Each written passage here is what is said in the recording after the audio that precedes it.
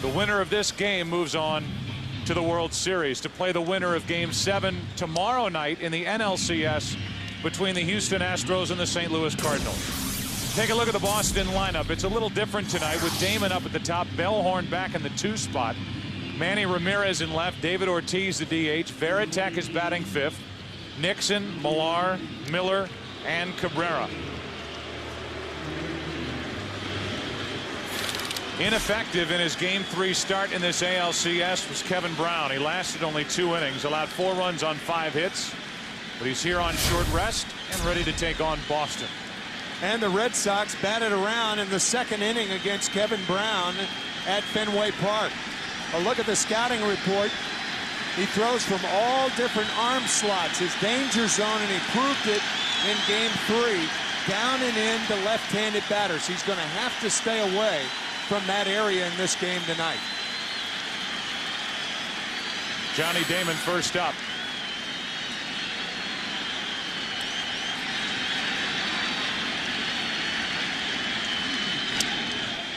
Ball 1 up and in. Home plate umpire is Randy Mars, the crew chief. We all thought the umpires handled a couple of difficult situations brilliantly last night. The men in black. A 1-1 count.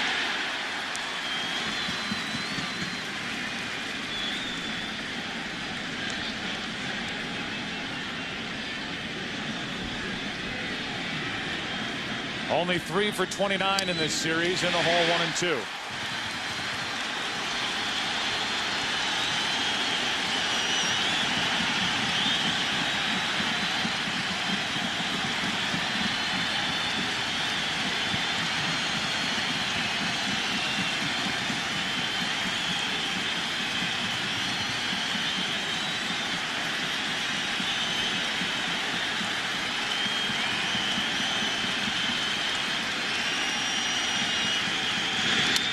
Damon stays alive.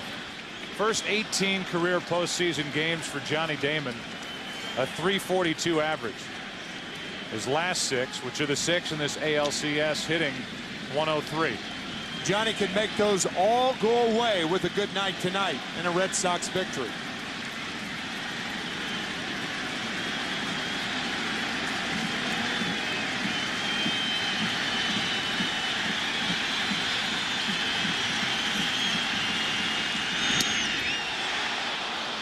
Two and 2. Game time temperature 49 degrees, but compared to last night, it's balmy, it's pleasant, there's no mist, wind not blowing as hard. Damon goes the other way and starts the night with a hit.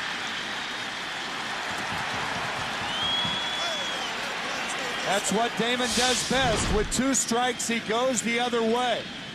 He did that once last night. He led the major leagues with 90 2-strike hits this year. Baseball fans, grab a cold, fresh Budweiser. It's game time.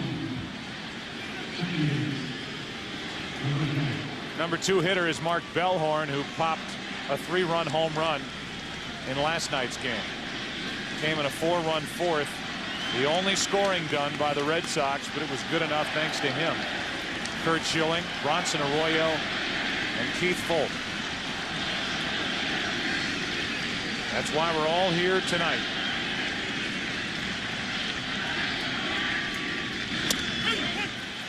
Strike 1.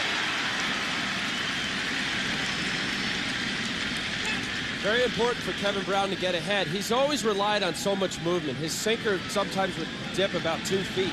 It's important for a guy like that to get ahead so that the hitters know that they have to swing. If he's behind, they'll be very selective and wait for their pitch. Check on Damon. Kevin Brown, in his first appearance at Yankee Stadium since breaking his hand back on September 3rd.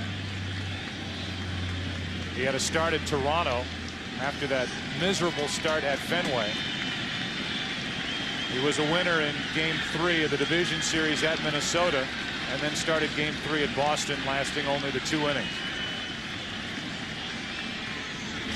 Bellhorn, foul.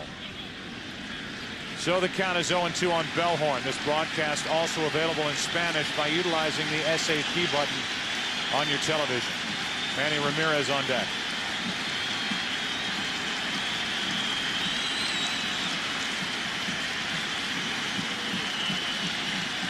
We mentioned this in game 3 and 4 with Damon on at first base. Mark Bellhorn, the most unusual #2 spot hitter in baseball, because he led the majors in strikeouts with 177.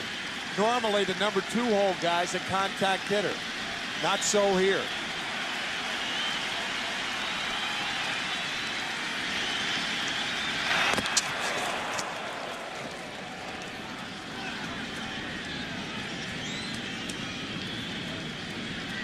Mark Bellhorn, a 160 career hitter here at Yankee Stadium with 2 home runs. One of those 2 coming last night.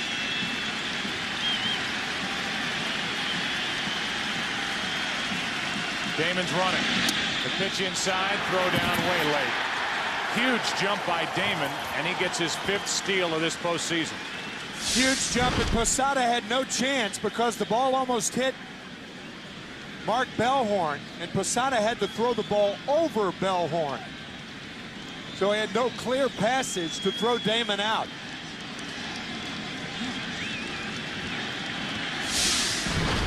So it has taken Damon until game 7 to do what he typically does atop this lineup for the Red Sox. Get on, do some running.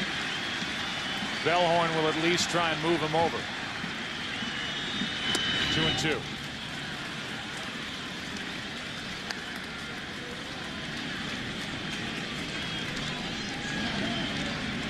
Red Sox have done some running in this series, but Terry Francona's team doesn't like to run a ton, and they don't like to bunt. No running, no bunting. They like to hack.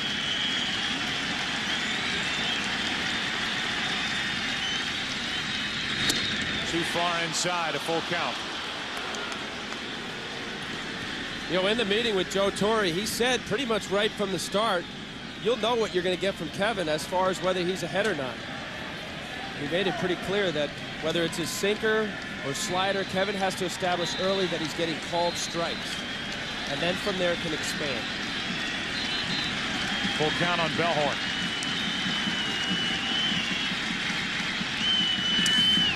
One out.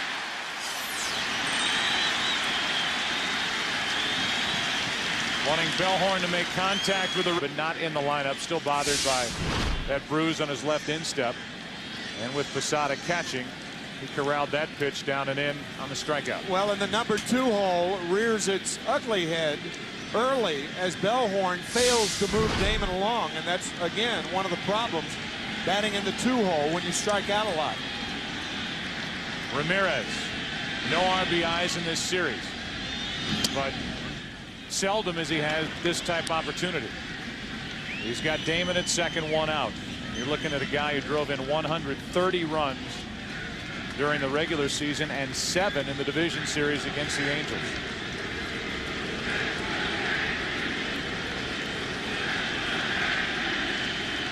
Derek Lowe, tonight's starter for Boston.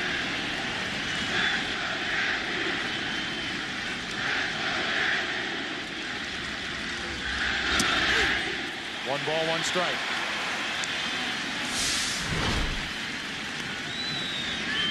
It's a sinker, run it back over on the plate. That ball looks like it's about 3 or 4 inches outside, and Kevin throws a 2-seam fastball which moves into the righty. Started off the plate, hits the corner. Very good pitch.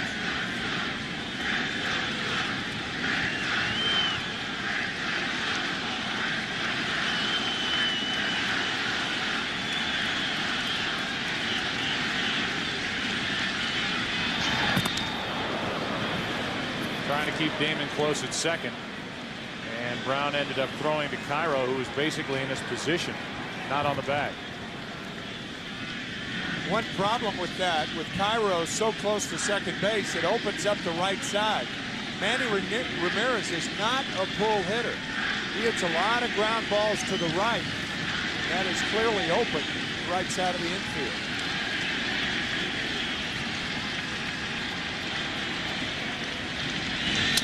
Ramirez grounds it under the glove of Jeter. Damon is coming to the plate. The throw by Matsui. Cut off. Jeter's throw. Got it.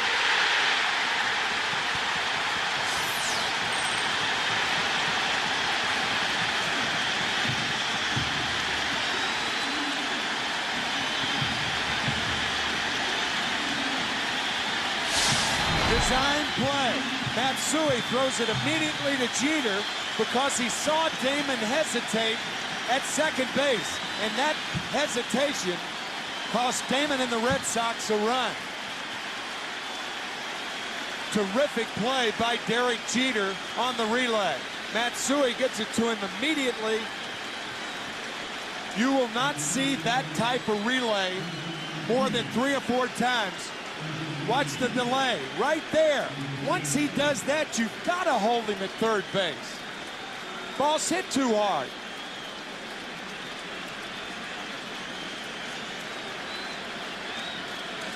Posada, a good job of blocking the way for Damon. And here's Ortiz. He rips one into right field. Back at the wall, 2-0 Red Sox.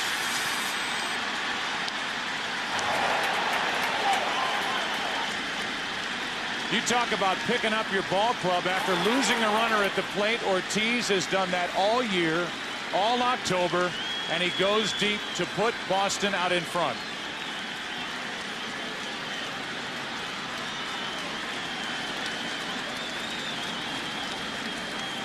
Mount Everest strikes again. He is unbelievable.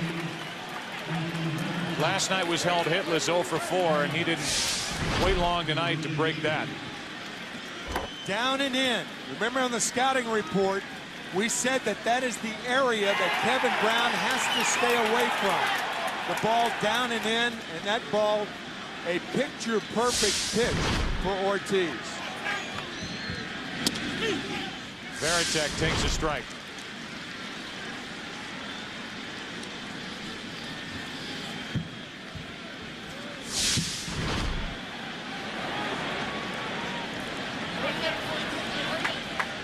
That for Ortiz, his 4th home run of this postseason, his 3rd of this series. Gives him 11 RBIs against Yankee pitching. Another reason, Joe, that you've got to hold Damon at third base. The delay was considerable by Johnny down there. He thought Jeter had a chance to make the play. Plus, you've got David Ortiz, the hottest hitter in baseball, arguably, along with Carlos Beltran. No place to put him either, unless you want to walk him intentionally.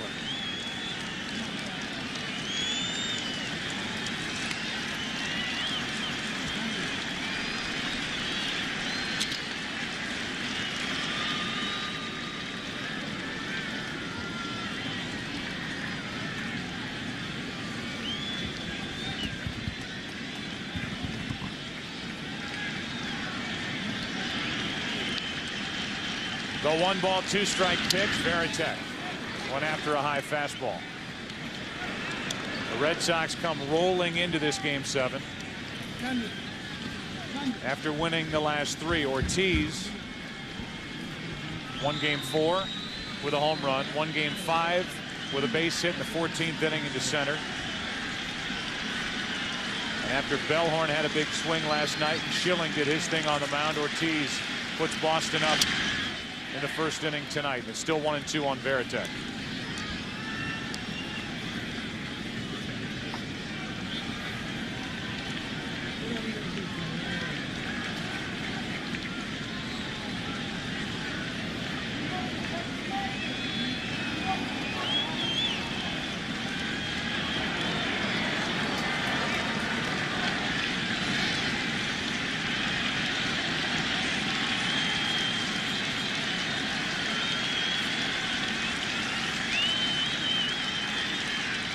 Varitek hits it foul.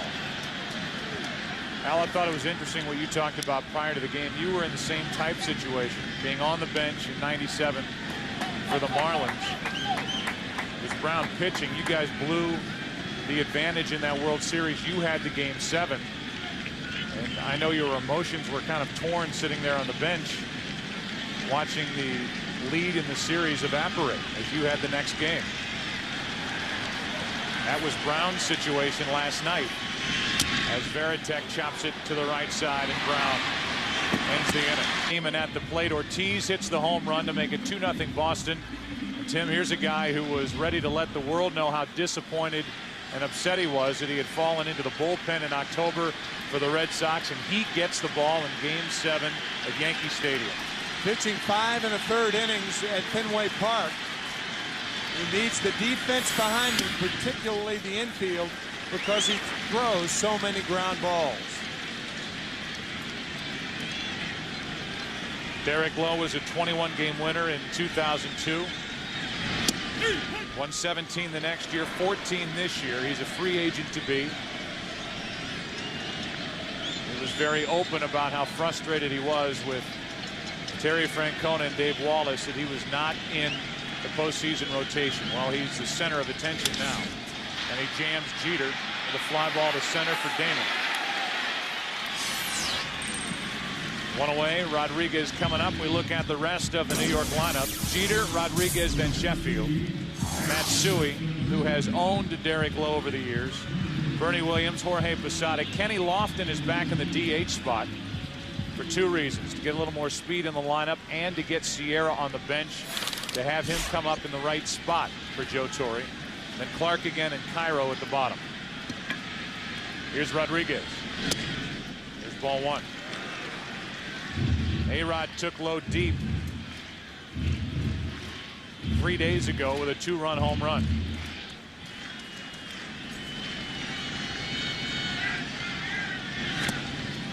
One ball, 1 strike. One of the big reasons that the Yankees won the first 3 games, the first 4 hitters were so productive. One of the big reasons the Red Sox won the last 3 games, they curtailed the offense of the big 4 of the Yankees. And that includes A-Rod. Yep. Jeter through Matsui, 491 through the first 3 games. And look at the numbers over the last 3.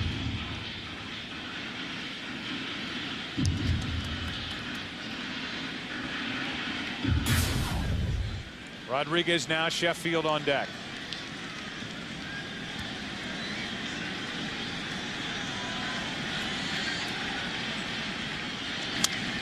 To the third baseman, Miller. Throws on the run, 2 out. Take a look at how Boston on the mound. 2 out. Here's Sheffield. What a grueling job for both catchers on both teams during this series.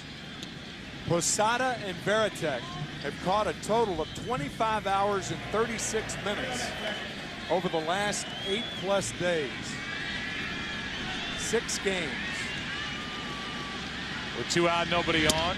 A strike hits the inside corner to Sheffield. We came into last night's game thinking if there was going to be a Game 7, Wakefield would get the start for the Red Sox. Boston did not have to use Derek Lowe last night in relief. And here he is starting Game 7. But Wakefield is out in the bullpen if needed. 1 ball, 1 strike. Terry Francona believes Derek Lowe can go deeper into the game than Tim Wakefield can at this point because of all the work. 1 and 2. Yeah, Wakefield has thrown 108 pitches over the last 3 days, and he's 40 years old. Good breaking ball from Lowe. That was Lowe.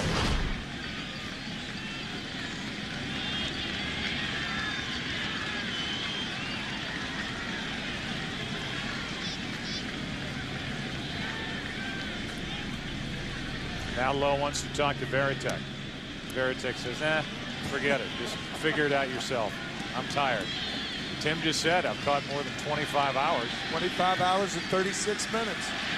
Called Varitek out, and then Varitek didn't go. I've been out there enough. Sorry. Here's a 1-2. 2 and 2. Well, Lowe coming back with 3 days rest. Very similar to Brown in that he's a sinker ball pitcher, primarily relying on movement in on the right-hander. And in many instances, they think of sinker ball pitchers with less rest, they have more movement, can be more effective. is 2-2. Sheffield takes it in the dirt. On deck is Matsui.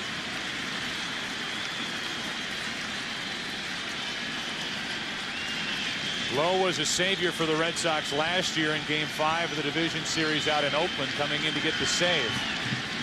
He's the former Red Sox closer.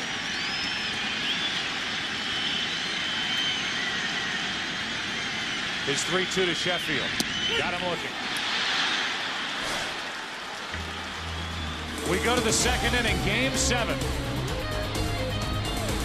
2-0 Boston on the home run by Ortiz.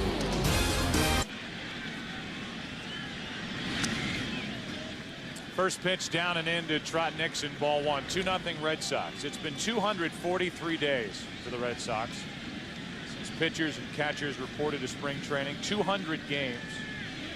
Spring training through the regular season, now the postseason. And they're looking for their first pennant since 1986 and trying to get it by making history. Down 3-0. Trying to come back and win the series and do it tonight at Yankee Stadium. These teams met the first time last spring in Fort Myers right around March 10th, and the tickets to the game were being scalped in spring training. I'd never heard of that. All the buildup. You had Alex Rodriguez in a Yankee uniform, Curt Schilling with the Red Sox. Nixon takes a strike. It's 2-1. Al, I don't want to lose the point that we talked about earlier with you having been in this situation. The situation Kevin Brown was in last night while his Yankees blew a 3-2 advantage. Looking forward to tonight's start. Well, you have a strange feeling. You're sitting there watching, knowing that if your team loses, you're going to get the Game 7 start. So you're obviously rooting to win and move on to the World Series. But right when that happens, your whole thinking changes into, okay, I have game mode already. I'm thinking about tomorrow. What do I have to do to get these Red Sox hitters out? So you go from the thought process of going on to a World Series to having to make pitches against this lineup tonight. Jeter to his left. Nice play for out number 1. Let's check in for the first time tonight with Kenny Albert. Well, Joe, the Red Sox did not take batting practice out on the field prior to the game today. Many of them did hit in the batting cage underneath. Now I'm told that many of the Red Sox in their clubhouse watched the movie Miracle. Remember Michael Ruzioni of the 1980 U.S. Olympic hockey team threw out the first pitch over the weekend up at Fenway. And who did the Yankees bring in to throw out the first pitch today? None other than Bucky Dent. Thanks, Kenny. He got a huge roar coming out of the dugout to throw out the first pitch to Yogi Berra, who's been involved in every pregame ceremony so far this postseason with the Yankees. Millard takes a strike. The Dent home run, 1978 in the one-game playoff. Mike Torres, and then Dent was the World Series MVP in 1978 when the Yankees played the Dodgers. 1-1 strike. Miller on deck. By the way, one other note. Today would have been Mickey Mantle's 73rd birthday. Here's a 1-1. Millar with a base hit into center. Kevin Millar last night had 2 hits. And he's on with 1 out here in the second in Game 7. Kevin, with that open stance, it's tough for him to reach a ball on the outside corner. And that can be a bad sign, a bad early sign for a pitcher. When a hitter like that, who has a tough time with a pitch like that, hits a ball hard up the middle, where does Brown go to get hitters out? Well, Kevin Millar this year is 129 on curveballs. He has a difficult time right-hander on right-hander with some depth breaking ball, something that starts on the plate and down and away. And with Kevin Brown's sinking fastball, if you saw that replay, he was trying to go outside corner and it leaked a little bit on the outer half. Now it's Bill Miller. 6 for 26, only 1 RBI this postseason. 6 hits in this series. Takes low. This is a much tougher game to manage if you're Joe Torre or Terry Francona, because your decision about the effectiveness of your starter has to be made much earlier than it would normally be made during the season.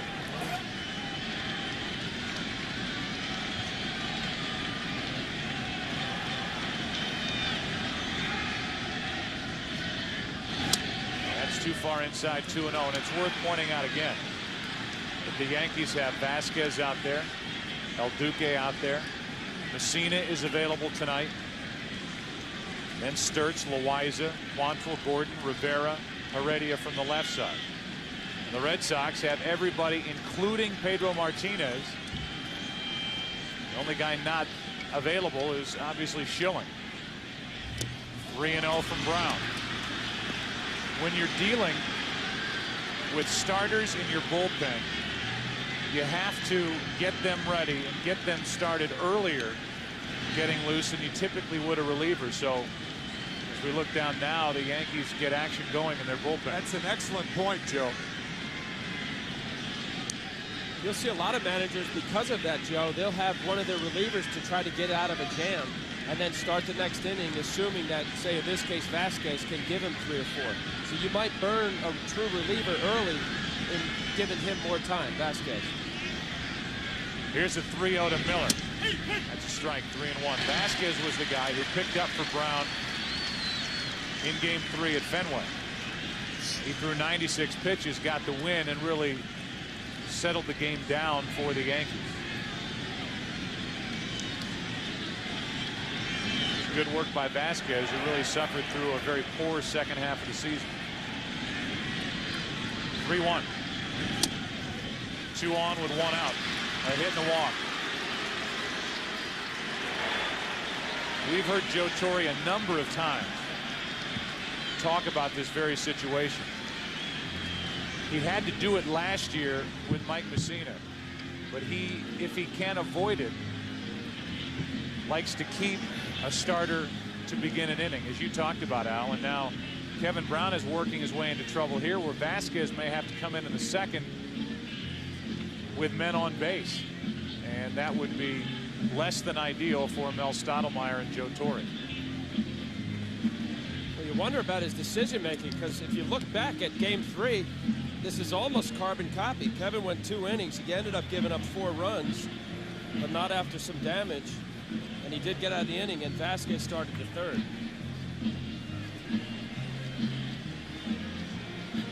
It's 2 on 1 out here, and a hot hitter, and the number 9 hitter for the Red Sox, Orlando Cabrera, digs his way in. Well, that little trip to the mound by Mel Stottlemyre bought time for Vasquez. And that was the only reason that Stottlemyre went out there. Kevin Brown started this season 5-0. Went on the disabled list with a bad back and that intestinal parasite.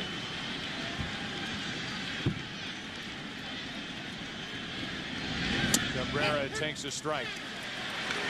Then when he got off the disabled list, he made 7 starts until he broke his hand punching a wall in the clubhouse on September 3rd after a loss to Baltimore. He had pins inserted in that left hand. He came back on the 26th of September to start a game at Boston and lasted only 2/3 of an inning. 1 ball, 1 strike, and right now Kevin Brown is pitching to stay in this game.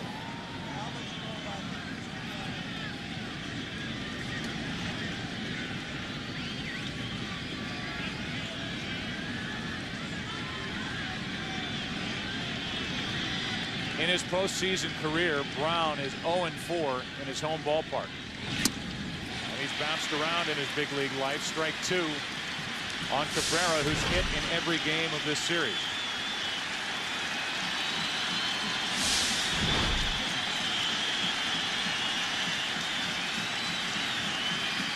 The Yankees have had a lot of success with Cabrera when they've gotten him out on breaking balls out of a strike zone away. It's a good time for that pitch right now.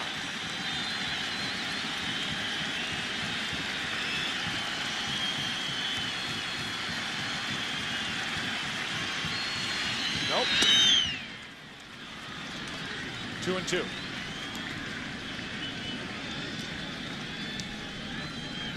Of all the guys we've seen come to the plate for the Red Sox, Al, I know you've questioned the pitch selection the Yankees have used with Cabrera more than any other hitter. Well, maybe it's just because I faced him enough. I've seen him turn on as good a fastball as anybody can throw in Major League Baseball. And there were a couple instances, especially when the Yankee pitchers were ahead, where they tried to sneak a fastball by. Now it's full. This past year, his fastball numbers were batted .293, off speed .213. These are statistics that every pitching coach has. You go over a scouting report, you talk about it with your catcher. Numbers don't lie. He's batting nearly 300 on fastballs, .213 on off speed, particularly the bigger break with less velocity, more of the curveball break than the slider. You go with it. 3 balls, 2 strikes.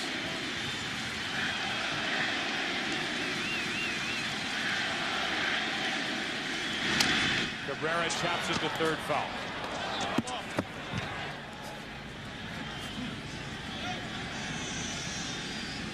Not only is Kevin Brown pitching on just 3 days rest, but his backup, Vasquez, is doing the same.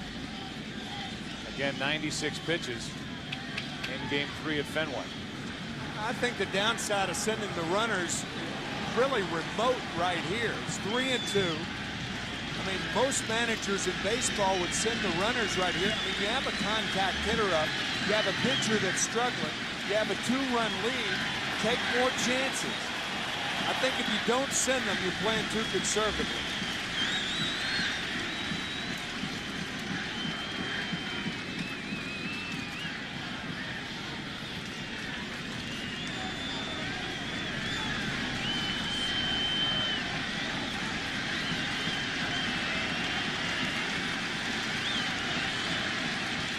Runners don't go, and Cabrera pulls it foul. The Yankees defeated the Red Sox in the '99 ALCS in 5 games. Last year in 7 games. The Pedro game, winning it in the 11th on the Aaron Boone home run, and now the Red Sox, a year later, have a chance to beat the Yankees and go on to their first World Series since 1986. They lead 2-0 in the second, have 2 on, 1 out.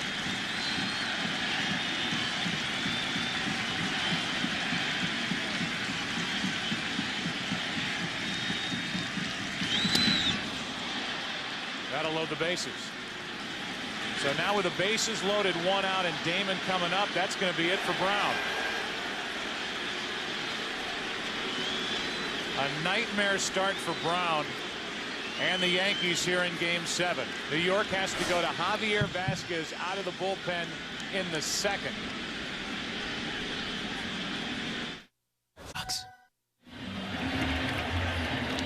The Yankees went out and got Kevin Brown from the Dodgers for starts like these. In Game 3, he lasted 2 innings.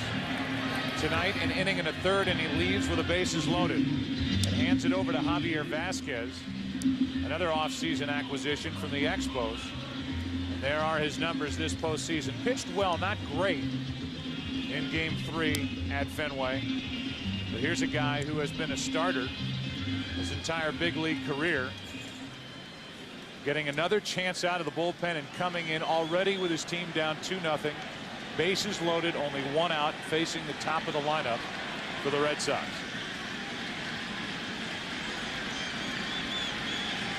Last year in Game 7, after Roger Clemens got into the 4th, it was the work of Mike Messina in the 4th inning that kept the Yankees in the ball game.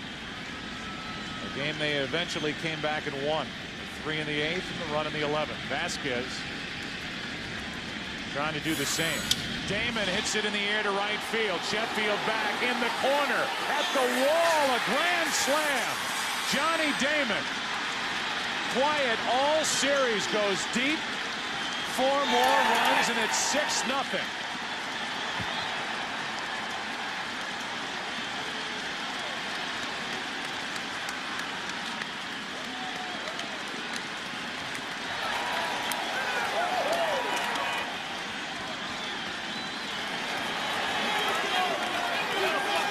for 29 in this series coming in to his first at bat. He's now 2 for 2 tonight, and there hasn't been a bigger swing for the Red Sox in a long, long time. Johnny Damon looking inside, looking fastball, getting it, and popping it out of here. Vasquez missed with that pitch, but Damon didn't.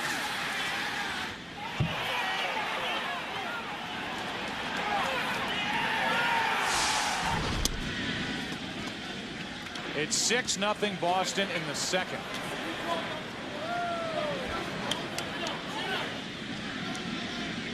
And it's Bellhorn at the plate with a count of 1 ball, 1 strike. No repeat of the work done by Messina in last year's ALCS by Vasquez. That didn't take long. John Henry, the owner of the Red Sox, with earplugs in, fighting back a smile down in the seats here at Yankee Stadium. Long way to go tonight. 2 balls and a strike, now 3-1.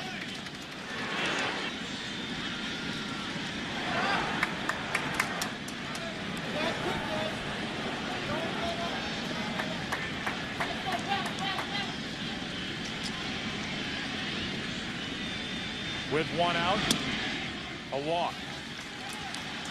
So Vasquez has come in, given up a grand slam, now a walk, and the batter will be Manny Ramirez. And again, Joe, your point about a starter normally warming up as a reliever, coming in to an inning with the bases loaded, no less, to pitch to a contact hitter. And did Damon ever deliver immediately?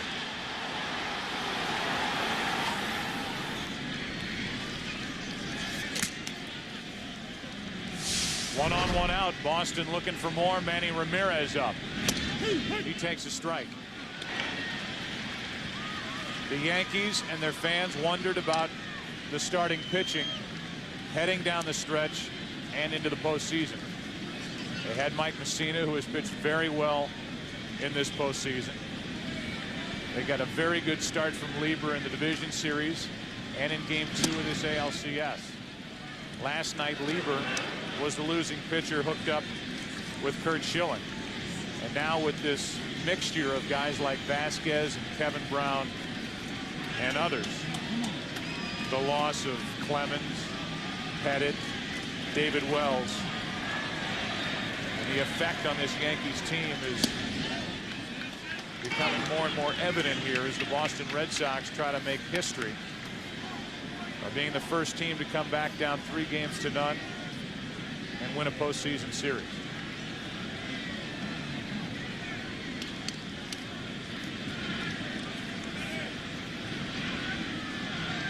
One on, 1 out, 2 balls and a strike. There were holes on this Yankee team all season, but for the most part, they were able to slug their way through and win the division with 101 victories on the year. The Boston Red Sox pitching, in particular the bullpen, the last 3 games, has done the job.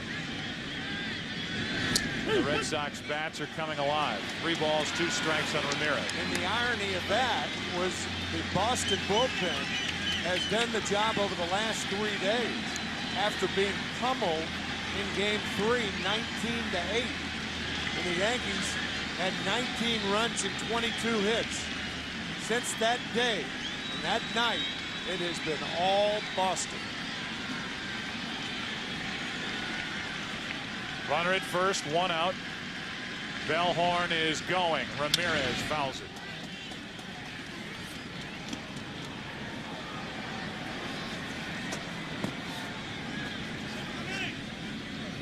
The Red Sox with all of the momentum heading into this game. They jumped on Brown early with a hit by Damon, a stolen base. Bellhorn struck out. Ramirez a base hit. Damon was thrown out at the plate, but Ortiz popped a 2-run homer. And now here in the second, the Red Sox are already into the Yankee bullpen, and Damon has a grand slam.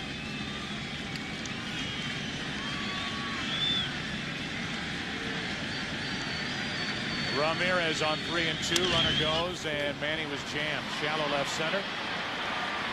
Jeter out. 2 down. David Ortiz walking to the plate. And you look at his walk-off home run. Division Series Game 3. That put the Red Sox in this series. Game 4, 12th inning. And another walk-off hit against Loaiza. Game 5 in the 14th. And then tonight, after the Red Sox lost a runner at the plate, he puts Boston on top 2-0.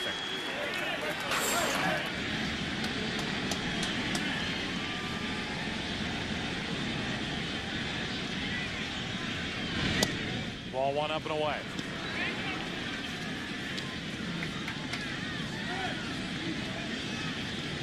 A .429 average in this series.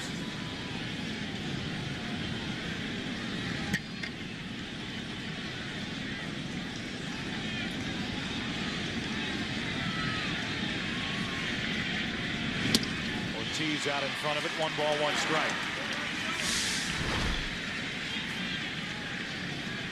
Vasquez trying to give Ortiz some different look. Good changeup in the right spot.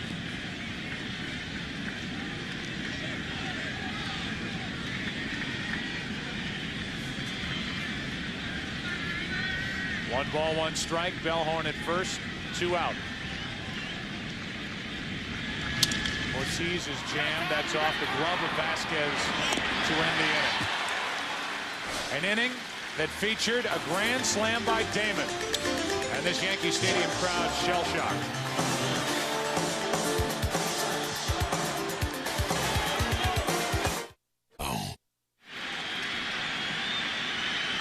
Hideki Matsui first up for the Yankees. In the mode now of trying to chip away at a 6-0 Boston lead in the second. Matsui, Bernie Williams, Jorge Posada. The Yankees, the best come-from-behind team in Major League Baseball history this season with 61 come-from-behind wins, plus 4 in the postseason.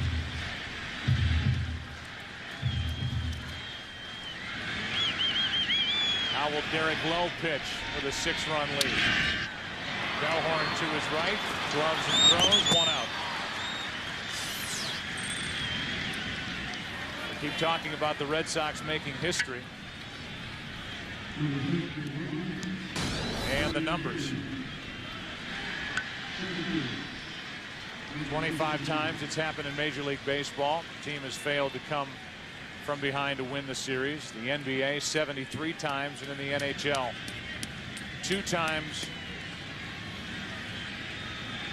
compared to the 138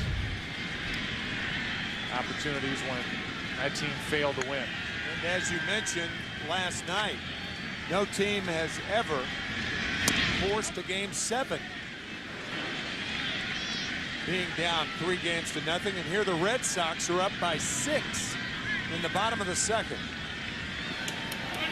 There's not one fan of the Red Sox in New England or anywhere else comfortable with a 6-0 lead in the second inning at Yankee Stadium in Game 7. To his left, Cabrera. They had Williams played perfectly. 2 out. Let's go down to Kenny Albert. Well, Joe, 1975, a magical year at Fenway Park. It was also the last time a team in any pro sport came back to win a series after losing the first 3 games. The New York Islanders did it against Pittsburgh. The final score in Game 7, 1-0. The winning goal scored by a former Boston Bruin, Eddie Westfall. Thanks, Ed. Thanks, Kenny. Eddie Westfall. And I knew Kenny would get a hockey note in there at some point. Absolutely. With 2 out and nobody on, here's Jorge Posada.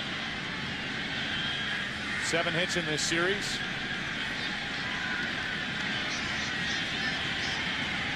Eddie Westfall not only played for the New York Islanders, but played for the Boston Bruins, too. Hugely popular in New York and Boston.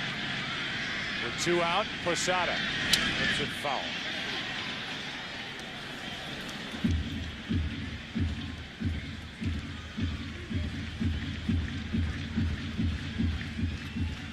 The Yankees have never lost in LCS. since the format was expanded to 7 games in 1985. Joe Torre and the Yankees, since Joe got here in '96, are 6-0. And it's hard to believe we showed you this note last night. This is the 6th time in Yankee history that they've hosted a Game 7. As you look at Varitek and Lowe, the simplest of exchanges missing. The Yankees at home hosting Game 7 are 2-3 in their history as the count goes to 1-2 on Posada. Last win was last year.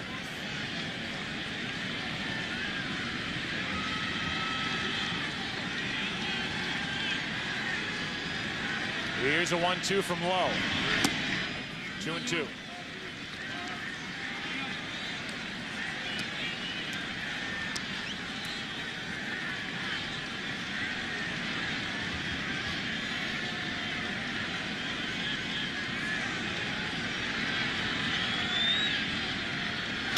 Now it's full. Number one thing in your mind, if you're Derek Lowe, with the 6-run lead, do not walk anybody. Kenny Lofton, the DH, is next.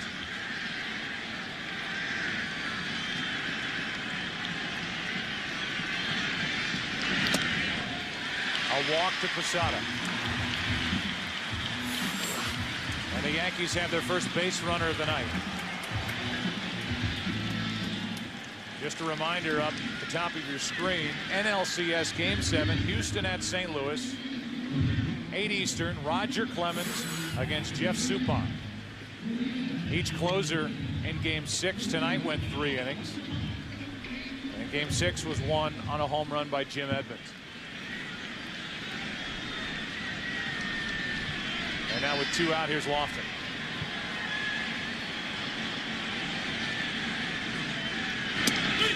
Joe Torre starting Kenny Lofton.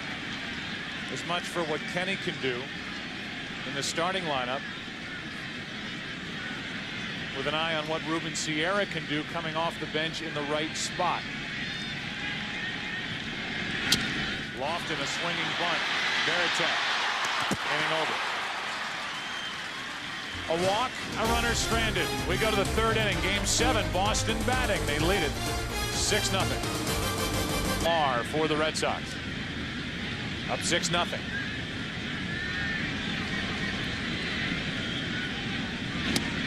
And ball 1. At one point, the Boston Red Sox were 10.5 games back, chasing the Yankees. They got as close as 2.5 games out, finished 3 out. In this series alone, they've stared down these Yankees and the Yankee bullpen, and in particular Mariano Rivera. They have not been intimidated. They've come up with enough to force Rivera into back-to-back blown saves.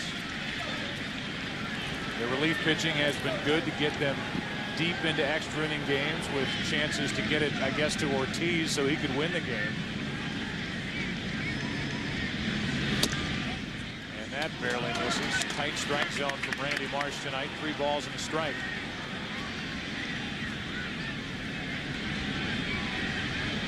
Red Sox came into this series saying, why not us? Full count on Varitek. And then you get down 3 games to nothing. Futile offense in the first 6 innings of games 1 and 2, where they had 2 base runners, 1 for 37. Then they are blown out of the tank in game 3. Varitek strikes out. Good work by Vasquez to come back and get him. And you figure, how in the world can we come back?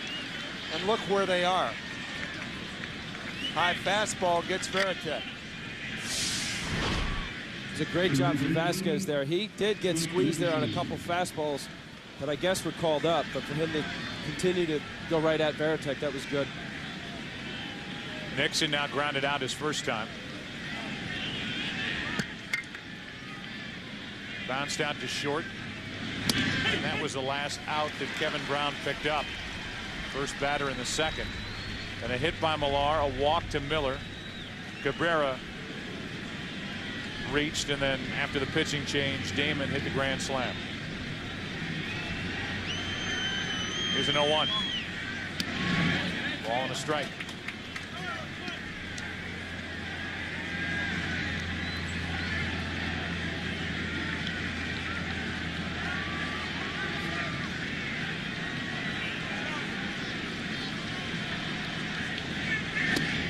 Two and one.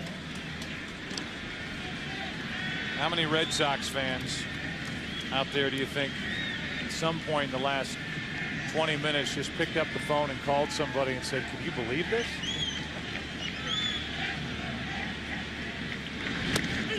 On the inside corner, 2-2. A lot. Might be happening right now. From Connecticut to Maine.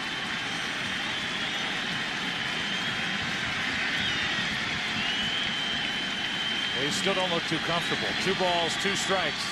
Nixon strikes out.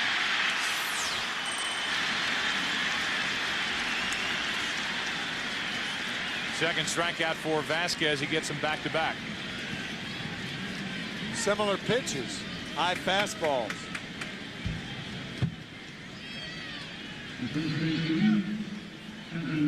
Here comes Millar. Kevin got that rally started last inning with a base hit.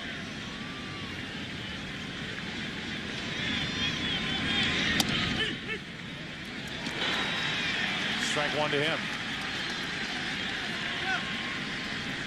Millar with the whole cowboy up thing last year.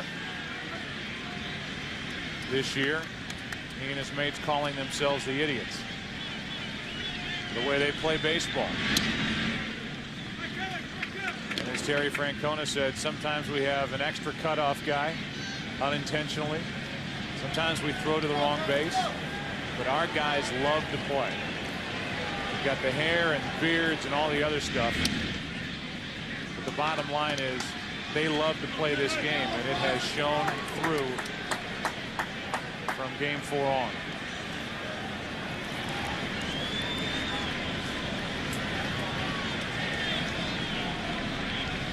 Vasquez trying to make a statement on the mound and maybe get his teammates going with a perfect top of the third. It'll be Clark, Cairo, and Jeter for the Yankees in their half.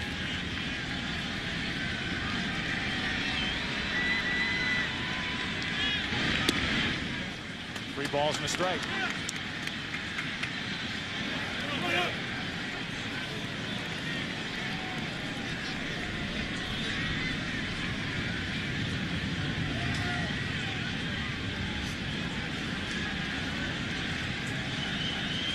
With 2 out, Millar checks it on ball 4, a 2-out walk.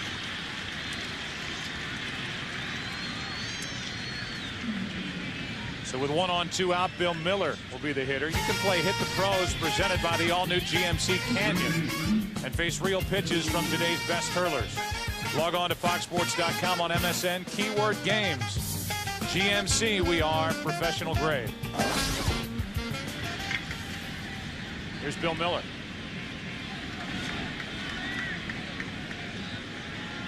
Walked and scored in the second. Out in front on a changeup from Vasquez, strike 1. Good pitch by Vasquez. This is a difficult assignment. When the score is out of whack, pitchers have a tendency to just pound the zone. They'll throw a lot of fastballs, get into the count. You see here is an 0-0 changeup. In the previous at-bat, he threw curveball, 3-1 changeup to Millar. Vasquez has to continue to pitch. That's too far inside, 1-1. Pitch like a starter instead of a reliever. And pitch, I would imagine, like the score is closer than it is, which is 6-0 Boston. Clark holds against Millar.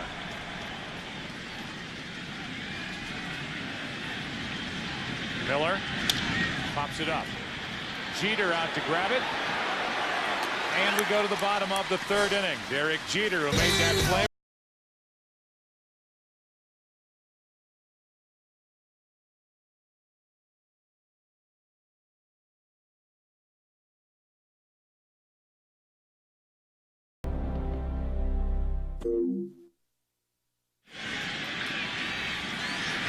Tony Clark will lead it off. Goes after the first pitch and pops it up. Manny Ramirez finds it. 1 pitch, 1 out. Derek Lowe, no problem so far. No hits so far. Walked Posada last inning with 2 out. Here comes Miguel Cairo. In Game 4 of the 1996 World Series, Joe Torre and the Yankees found themselves trailing 2-1 in the series and 6-0 against the Atlanta Braves.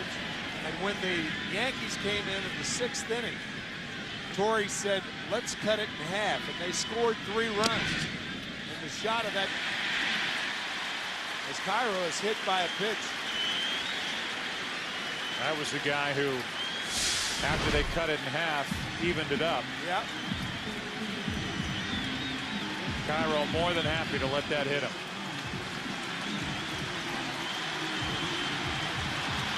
Here comes Jeter, and these Yankee fans want it right now. Some life here at Yankee Stadium. Yeah, they need something dramatic to happen right now.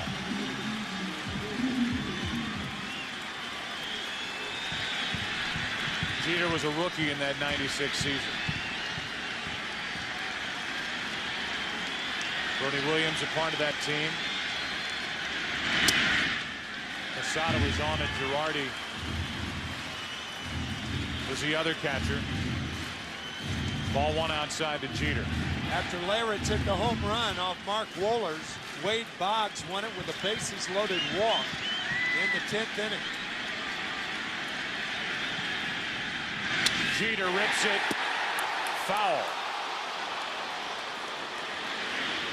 Third base umpire Jim Joyce was busy getting out of the way of it. Called this ball foul. And it was barely. Again, all it has to do is go over the bag.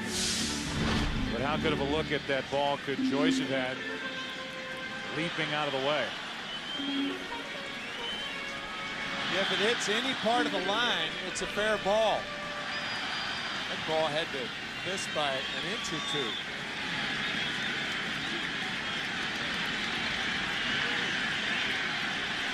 One on, one out for Derek Lowe.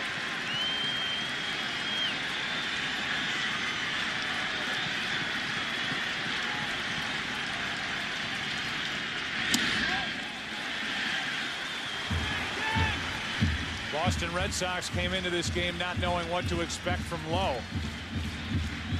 Pitching on 3 days rest. He's about to encounter the meat of this Yankee lineup.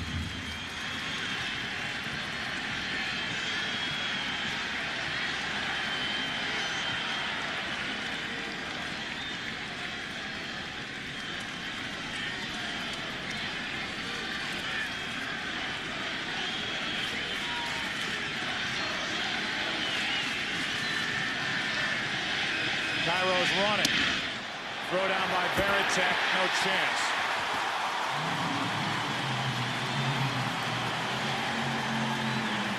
Well, if Javier Vasquez has to pitch like it's a close game, the Yankees offense have to run as though it's a close game. And that's what Cairo's thinking. Normally you're trailing by 6-0. You don't even think about a stolen base. Not so with Cairo.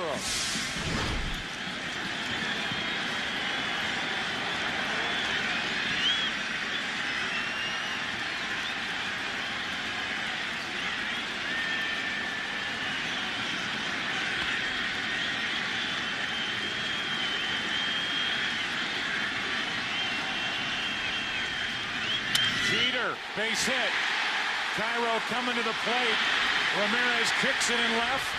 And it's 6-1.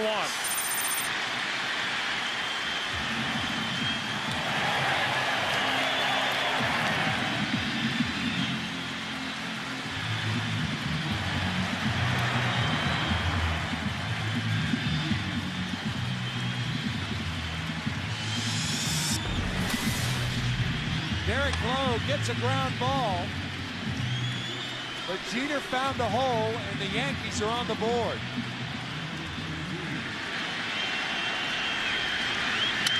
Astros scoring easily once Ramirez bobbles the ball.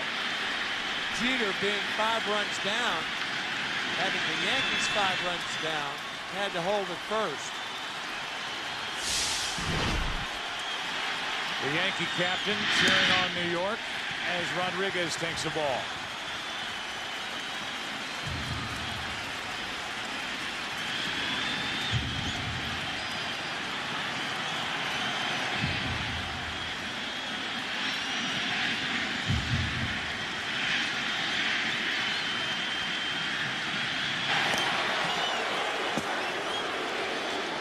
Mike Myers, a left-hander, is getting loose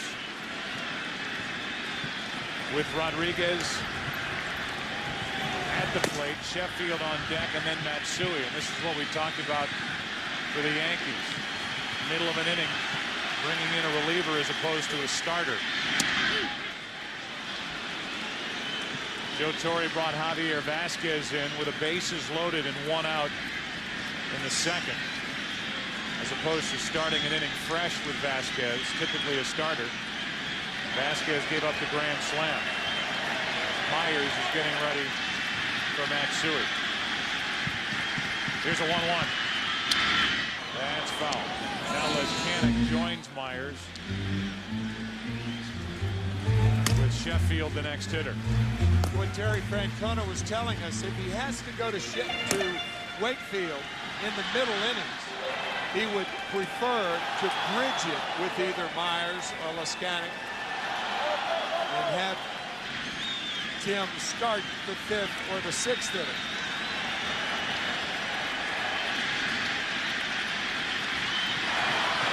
The RBI hit by Jeter is the first Yankee hit of the night.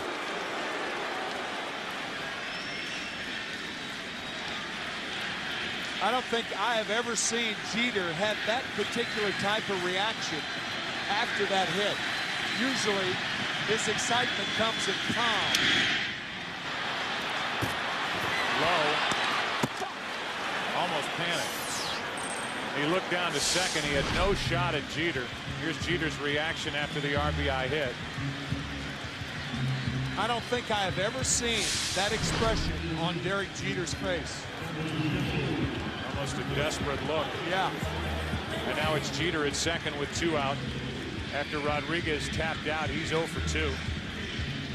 Here's Sheffield. Pedro Martinez is out there. The Red Sox left Pedro back in Boston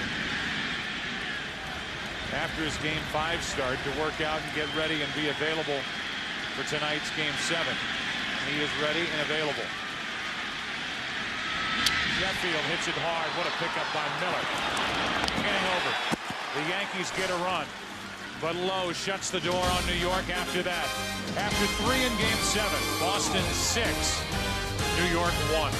Jeter in the bottom of the 3rd. Cabrera, Damon, and Bellhorn. 9-1 and 2 for Boston. Vasquez still on the hill, and a strike.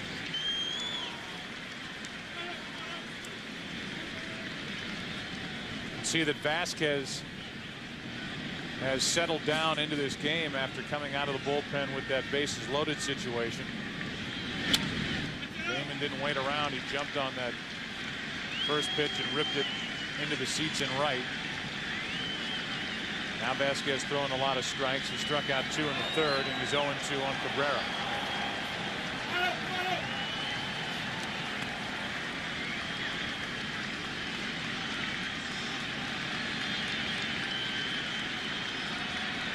Leading off, Cabrera takes ball 1.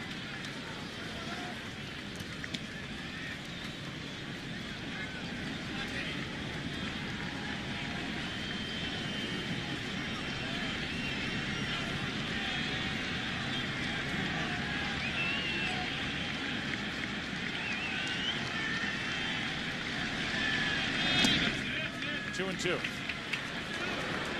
Don Mattingly, the hitting coach now for the Yankees, who talked about that bat, the top of the flagpole in left center field. Don saying that the wind blows in the direction of where the bat handle points, even though the flags are blowing in from left, according to Don's theory. And who would know better? The ball should be carrying out to left, as it did here last night. 3 balls, 2 strikes on Cabrera.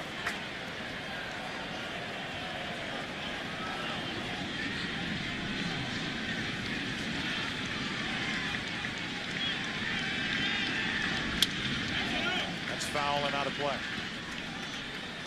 Reason for that is there is a horseshoe shape to Yankee Stadium. It's like Shea Stadium in that regard. Both New York stadiums. That is the reason that the flag that's lower near the facade blowing in, and yet the wind above the flag blowing out. So if you get it up, it'll go out. A leadoff walk. Cabrera on base for the 2nd time tonight. What an asset he's been in this ALCS for Boston. And here comes Johnny Damon. Biggest swing of his life. A grand slam in the 2nd. You're going to get home runs hit in this ballpark, but you just cannot walk people before those home runs. The walk and the hit batsman before the Damon home runs is a killer. There's another one into right field. Johnny Damon is going off. 3 for 3. 6 runs batted in, and it's an 8-1 Red Sox lead.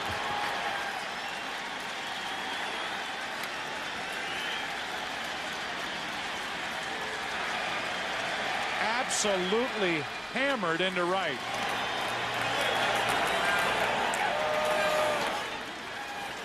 Remember, Joe, we were talking in the 1st inning about how Damon was only 3 for 29.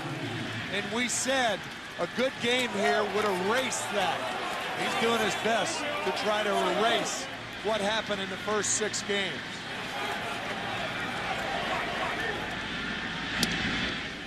Bellhorn now with nobody on or out. Again, a first pitch fastball gone. 6 RBIs for Johnny Damon. Mercy.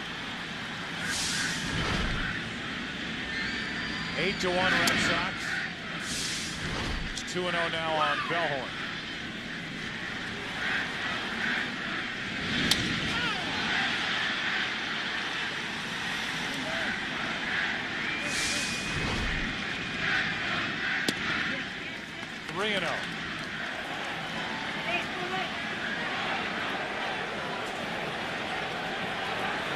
Just when it looked like Vasquez had settled in, he was ahead on the count to Cabrera, lost him, gave up the home run, and now on 4 pitches walks Bellhorn. And this Yankee pitching has collapsed. 4 walks from Vasquez.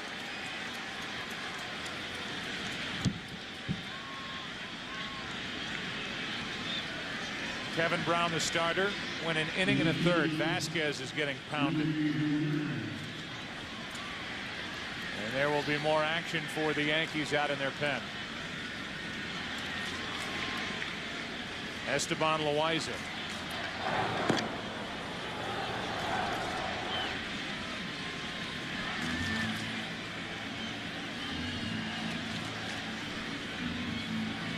Johnny Damon, a big night tonight. June 29th. Off Vasquez into the same spot. And then another one for good measure. And now tonight, 2 times again off Vasquez. And this last one, a no-doubter. Went to shake hands with David Ortiz, and they decided to hug instead. Forego the handshake. Here's Manny Ramirez.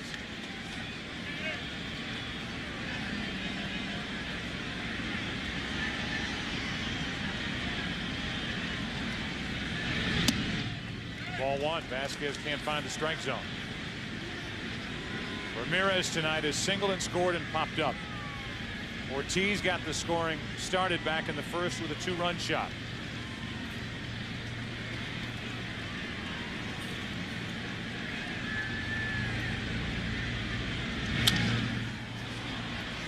Straight up on the infield.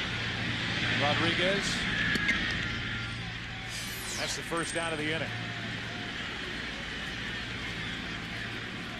Somebody had told you before the series began that in Game 7, Manny Ramirez would not have an RBI. Number one, how do the Red Sox get to Game 7 without Manny Ramirez having an RBI? But that is the case. No ribbies for Manny. And yet the Red Sox leading in Game 7, 8-1. He has hit in every game. He's given Ortiz chances, and David Ortiz has made the most of them. Ball one on a pitch that's not even close. $25 million on the mound tonight for the Yankees. $15 million for Kevin Brown and $10 for Javier Vasquez. And that combination has allowed 8 runs, 6 hits. Red Sox batting in the top of the 4th. 2-0. On the other hand, David Ortiz might be the biggest bargain in baseball. There's no doubt.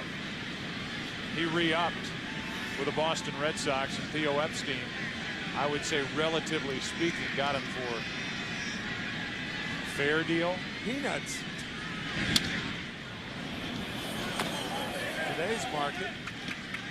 Expensive peanuts, but yeah. Peanuts. 2 balls and a strike on Ortiz.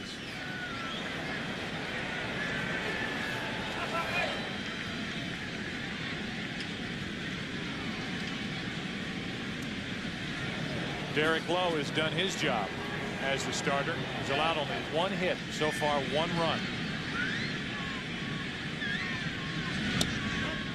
He can earn himself, Derek Lowe can, a lot of peanuts with a win and a big start here tonight. You know, this game is so much about confidence and momentum, and last night clearly what the Red Sox did and the mentality of how the Yankees had to feel driving in here today certainly was not nearly as positive as these Red Sox hitters. The whole team. Ortiz trying to pop another. 3 balls, 2 strikes. You were talking about it earlier. If you're the Yankees, all last night you're thinking, I mean, we're going to have to go to Game 7. They're going to force us to a Game 7. Uh-oh. And the Red Sox couldn't wait to get to the park today, and they want to keep on scoring. 2 more walks by Vasquez, and that's going to be it. The New York right-hander. Esteban Loaiza coming in. Red Sox up by 7.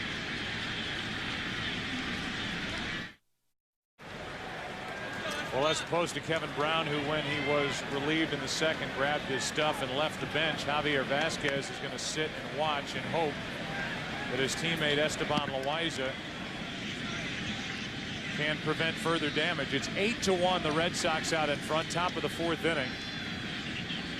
There are Loaiza's numbers this postseason. Runners on, Bellhorn and Ortiz. 2 of the 5 walks handed out by Vasquez in 2 innings of work. The only 2 hits that Vasquez allowed were the 2 home runs. A grand slam by Damon and a 2-run shot here in the 4th inning by Damon.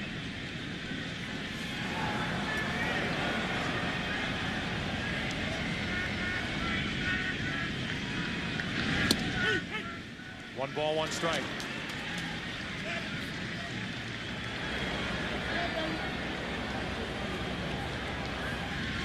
Johnny Damon having the night of his life. Trying to help the Red Sox ride to the World Series.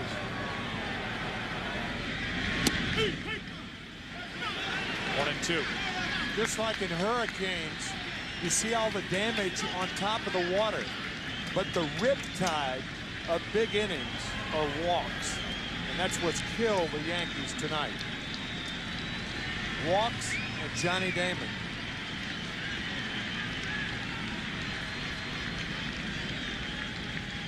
Here's a 1-2. 2 balls, 2 strikes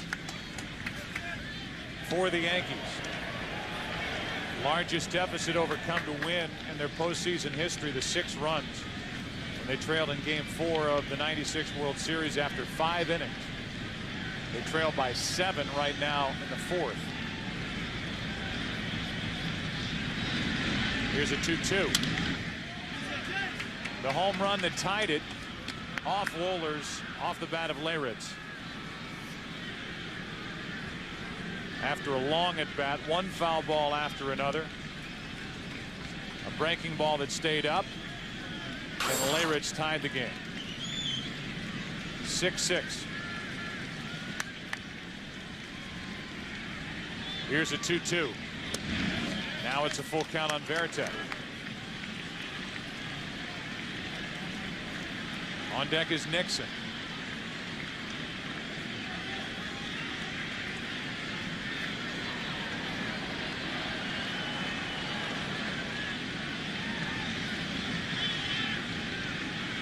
Runners not going, and Veritek hits it through Cairo into right. Bellhorn will hold at third, and the bases are loaded.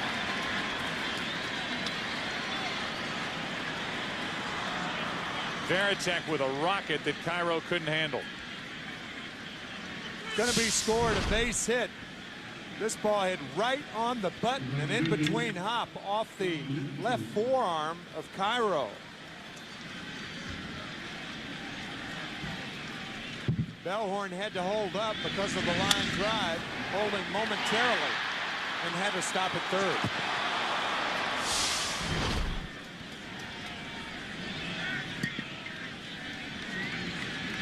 They have given Cairo an error. Oh my gosh, on that ball. John Nixon takes a strike. You give somebody an error on this ball, you've never tried to field a ball like this. Ball ate him up. That's a tough error on Cairo. The bases are loaded. That's the bottom line, and the count's 0-2 on Nixon.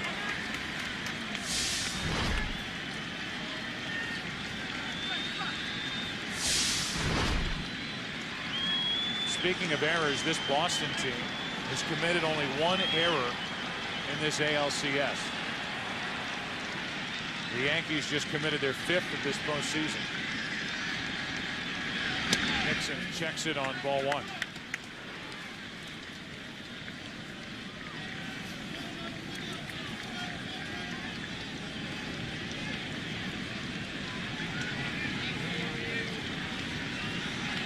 More runs sitting out there for the Red Sox. Trying to make it even more comfortable. Nixon strikes out, and that's a big strikeout for Loaiza.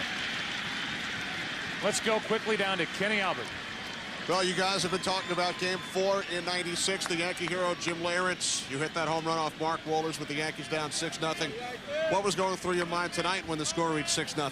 Well, right now on the bench, you're sitting there going, you know what? If we can get out of this inning, hold these guys, we got a chance to come back.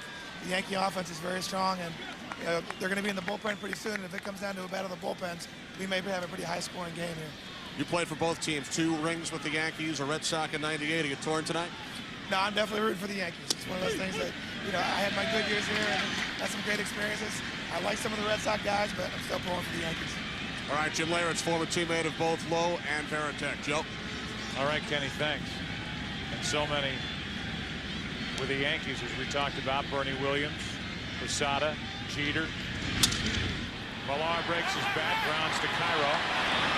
Good work by Loaiza. Comes in and shuts the door on the top of the 4th. But another home run from Damon, and it's 8-1 Boston.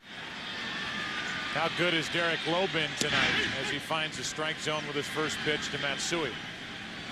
He's got only 1 run on 1 hit, and he and the Red Sox lead by 7. It's 8-1, bottom of the 4th inning. And a little chopper to the right side. Lowe is there for the out. Close at first. Millar left the position, and Derek Lowe was there to cover. Good play by Millar, but a better play by Derek Lowe. He had to reach back with that little toss and find the bag. Nicely done. That's the hardest covering first. When the first baseman is in front of you, literally you saw there, Derek had to turn around and catch it from behind him. Here's Here's Bernie Williams, who tapped out to short his first time. 8-1 Boston, bottom of the fourth inning. And a strike from Lowe.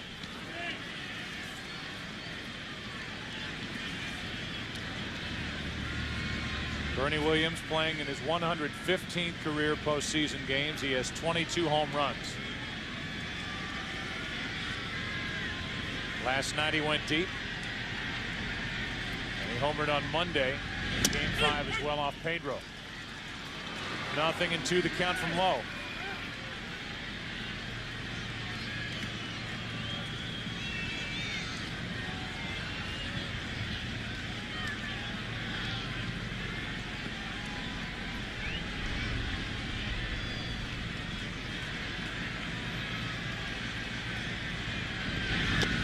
Williams takes ball one. The Red Sox in this offensive explosion, 8 runs, 6 hits.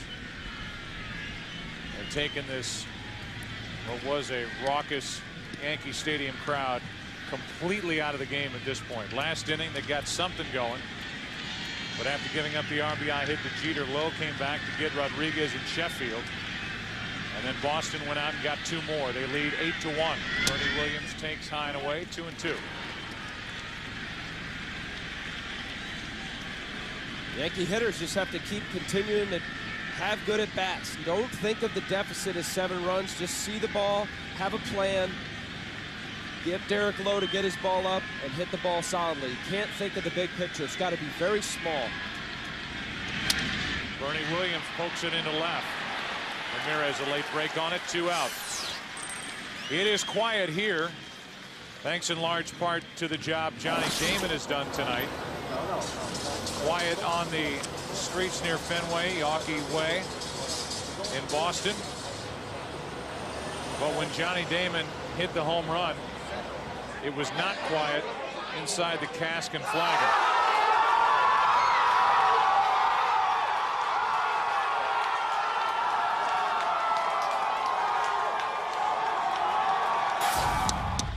First pitch, a strike from Lowe to Posada.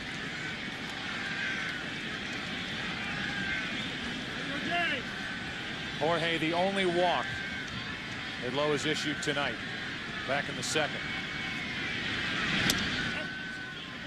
1 ball, 1 strike.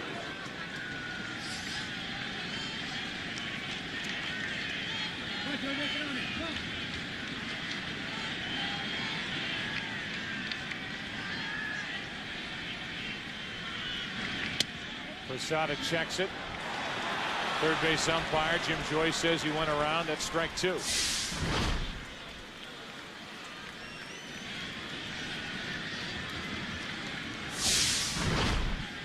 The Red Sox have never won a decisive Game 7 on the road in their postseason history.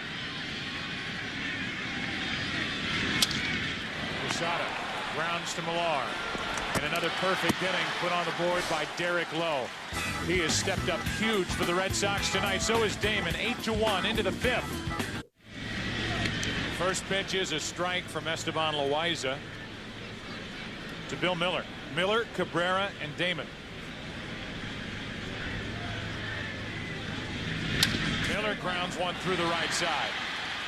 Park got no break on that ball whatsoever. Lost his footing momentarily, and Miller is on with a leadoff hit.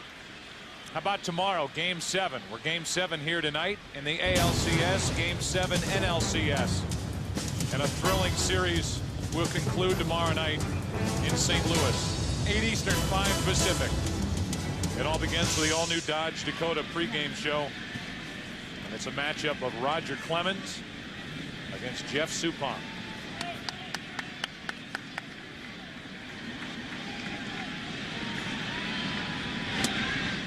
Cabrera takes a ball. Started to say the Red Sox have never won a decisive Game 7 on the road. They lost Game 7 in the World Series in St. Louis in '46. The World Series in '86 to the Mets. And that decisive Game 7 here last year at Yankee Stadium. Strike 1 on Cabrera. St. Louis Cardinals, by winning tonight, messed up some headlines for Saturday, either in Boston or New York, because Roger Clemens would have been the starter in the town and the winner of this ball game. That sounded weird. Ground ball to the right side. Miller down to second. What's Cabrera hitting with, an Easton? Balsa wood. That was a clean break right there. Man.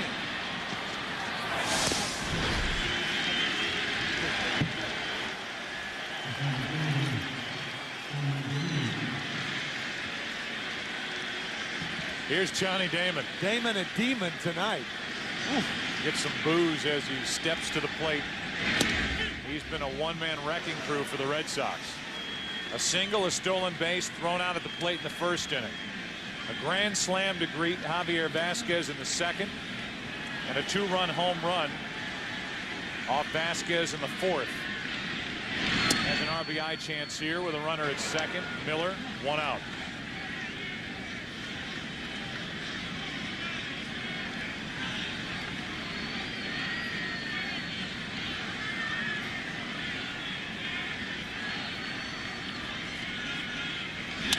Oh, what a play. Loaiza throws into the runner Miller. Miller will end up at third, and Damon just kept running. He's at second. Everything going the Red Sox way. Last night and tonight, Loaiza makes a great play. And instead of getting the lead runner at second and third, only one out. Well, you've got to get it to the infielders, the guys who are used to these plays, right away.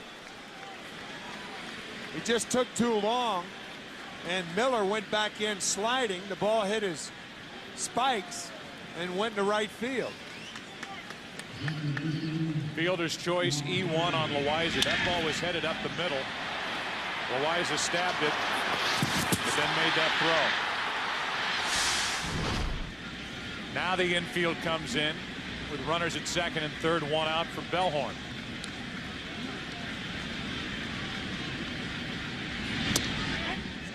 Ball one.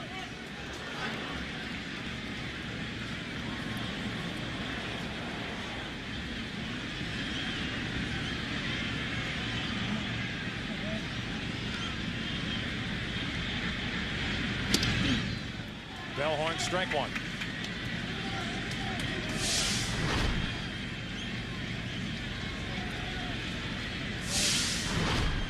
It's already 8-1 Boston.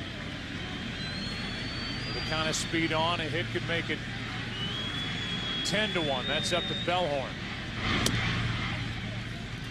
2-1.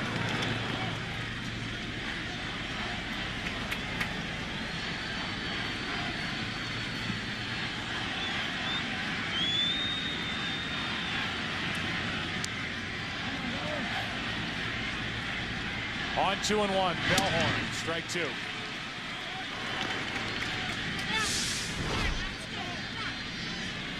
Good cutter inside. And that's what Loaiza is going to go for here, a strikeout.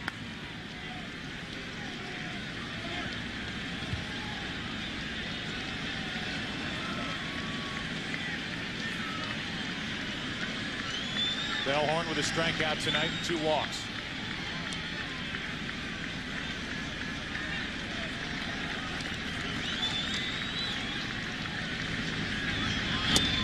Just missed the outside corner, full count.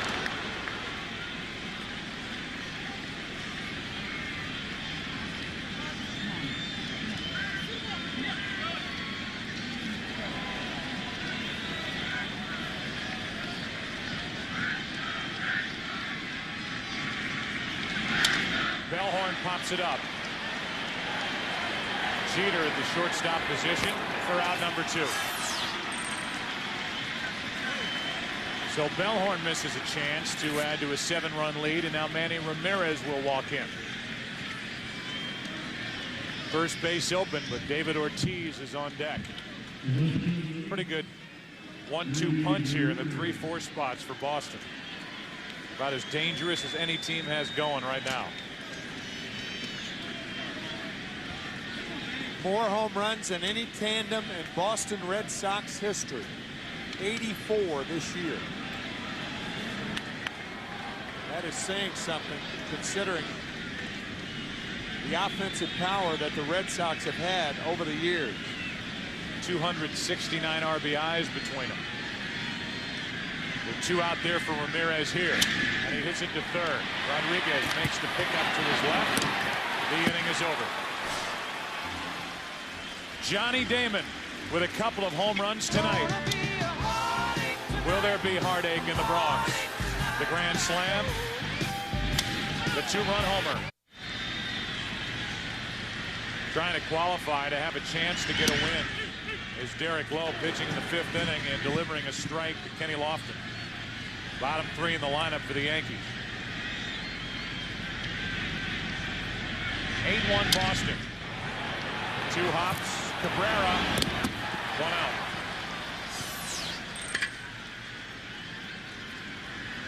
Johnny Damon has had the big night tonight as Tony Clark walks in with the 2 home runs, including a grand slam. It's got to remind Red Sox fans of the night Troy O'Leary had in Game 5 at Cleveland, the decisive Game 5. He hit 2 home runs and had a grand slam.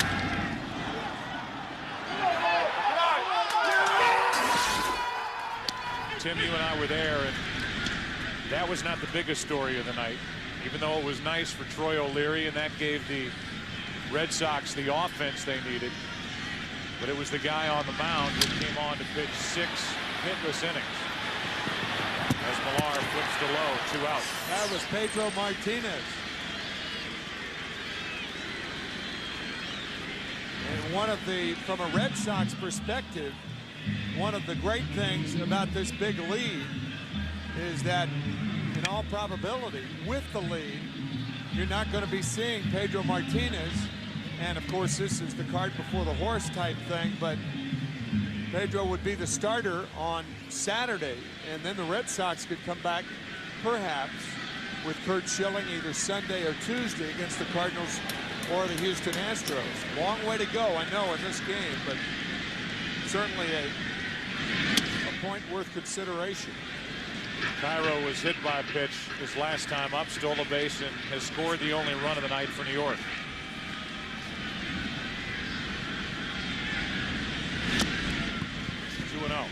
By the way, the official scorer has had a change of heart on that ball hit by Varitek in the 4th inning. That's now a base hit. And take an error off the board for the Yankees. The other error belongs to, and the only error now, Loaiza. Just like the umpires, he convened and got it right. Yes, they did convene. Here's a 2-0. 2 out, nobody on. Ball 3 with Jeter on deck. Only one time has Lowe had any help getting loose behind him.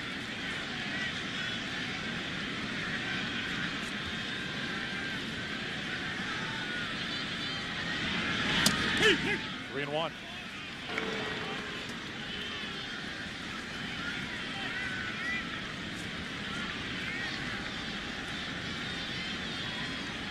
On 3 and 1. Cairo. Smart. Taking. That's full count.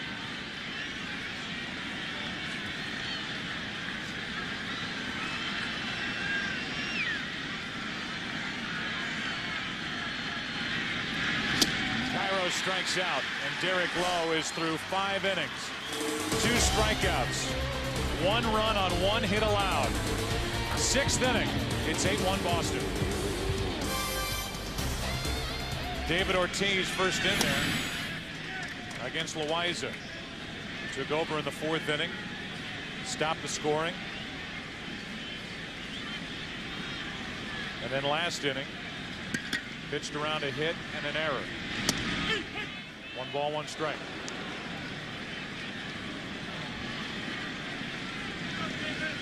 Ortiz tonight with a 2-run homer in the 1st. Grounded out and walked. Even with the score as lopsided as it is, 8-1. I don't think you can overlook the importance of the home run by Ortiz in the 1st inning, especially after the Red Sox had just lost Damon at the plate. Ortiz stepped up and hit the first pitch into the seats and right. And just like that, the Boston Red Sox were off and running in their attempt to win 4 in a row in this series. Well, if there's anything that helps a starting pitcher lessen his pressure or anxiety, his early runs. And certainly, going out for the second inning, Lowe having a 6-run lead, that does an awful lot for the nerves. Certainly for him to be able to calm down in fastball counts. If he did get behind, he could just pound the zone and not think that this run might be the difference between a win or a loss. Helps him relax, puts pressure on the Yankee hitters right away. Ortiz gets out of there with a 2-2 count.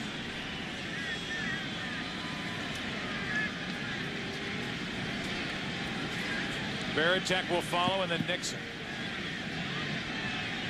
3 tough left-handed bats for Loaiza to try and handle. It's a full count.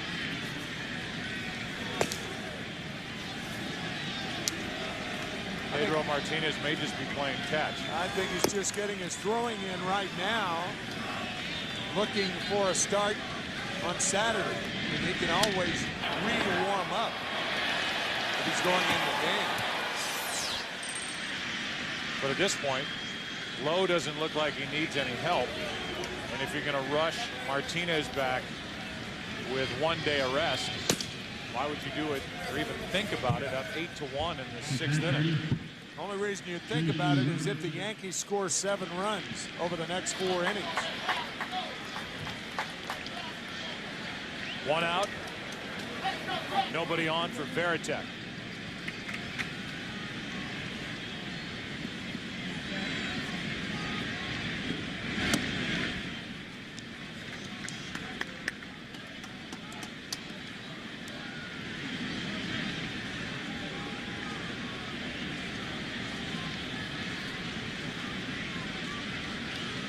The base is empty, 1 down. Varitek takes the ball. It's 2-0. Al, this would typically be Pedro's side day anyway, wouldn't it? With that off day in between, 2 days after his start. Yes. Normally you get your off day and then 2 days and then go into your start, which he'd be lined up for Saturday. I don't see him coming in the game here. Cairo to his left. 2 out. More on that in a moment. Right now we check in with Jeannie Zelasco for a game break. And there is nothing like a Game 7, and we're getting 2 this year thanks to Jim Edmonds. This just one of 24 combined home runs with both teams, an LCS record. Guess what? Game 7 tomorrow on Fox, 8 Eastern, 5 Pacific. Thank you, Jeannie. Looking forward to Game 7, and here in Game 7, the Red Sox lead by 7. 6th inning. 2 out, bases empty for Nixon. Strike 1.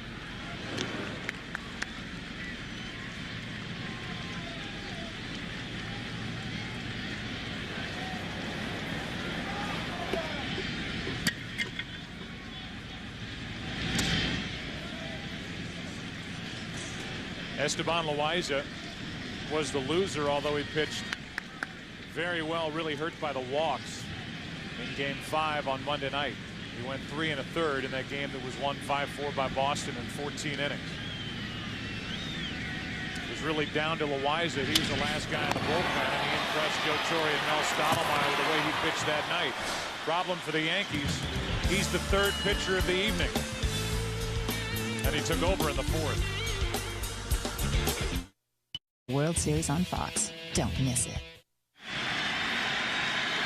The crowd here at Yankee Stadium trying to get behind the top of the lineup for New York. Down by 7. 6th inning. Jeter, strike 1. Derek Lowe has allowed still only 1 hit. He hit Cairo with a pitch in the 3rd. Cairo stole 2nd. And Jeter drove him in. That's it. 1 walk for the only other base runner for New York. Cabrera to his left. Dominant performance to this point by Derek Lowe. America's #1 pregame show is back. This week, take a look at the Jets' best start in franchise history. Their attempt to end the Patriots streak. Plus, they'll break down the Packers' chances to get back in playoff contention.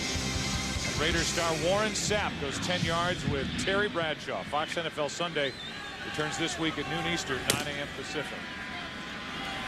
I think one guy out there is getting ready to potentially come in the game. You wonder about Pedro Martinez, how realistic it would be if he would come in. Right now, Lowe doesn't look like he needs any help anyway. I think, again, Terry Francona taking no chances and warming up Mike Myers for Hideki Matsui. Should two get on in front of him. Lowe has made these Yankee hitters look off balance all night. 16 outs thus far, 2 strikeouts, and 11 ground ball outs.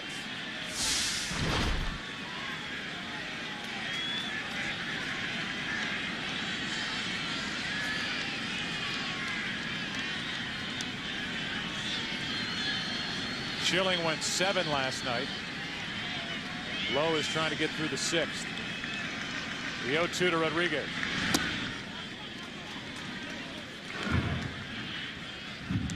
I'll tell you how momentous I think this game is if the Red Sox win. It could very easily be the biggest win in franchise history. When you think about all the disappointments, coming back from a 3-0 deficit. Another one to Cabrera. The crowd groans as Rodriguez makes the second out here in the 6th inning. Mentioned Schilling. He is our Budweiser fantasy player from ALCS Game 6. Last night, 7 innings, 1 run, 4 hits, 4 strikeouts. Log on to foxsports.com on MSN. Keyword fantasy baseball. Tonight's game is brought to you by Budweiser. Grab a cold, fresh Budweiser. It's game time. Here is Sheffield. I know the Red Sox won the World Series 5 times in the first 15 years of their existence. But how could any of those wins, any of those World Series wins, be any bigger than this game right here?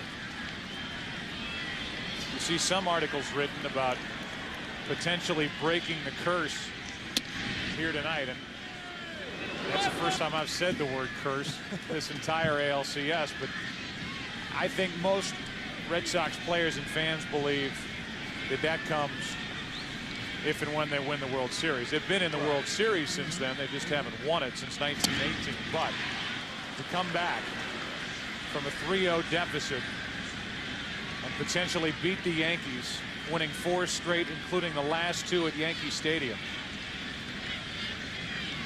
I'll go along with you. The importance of this game in their franchise history, trying to get to the World Series for the first time since 1986. Derek Lowe has been sensational. Absolutely fantastic. He's allowed only 1 hit and 1 run. 7th inning rolls in. Still 8-1 Boston. Back after this from your local Fox station.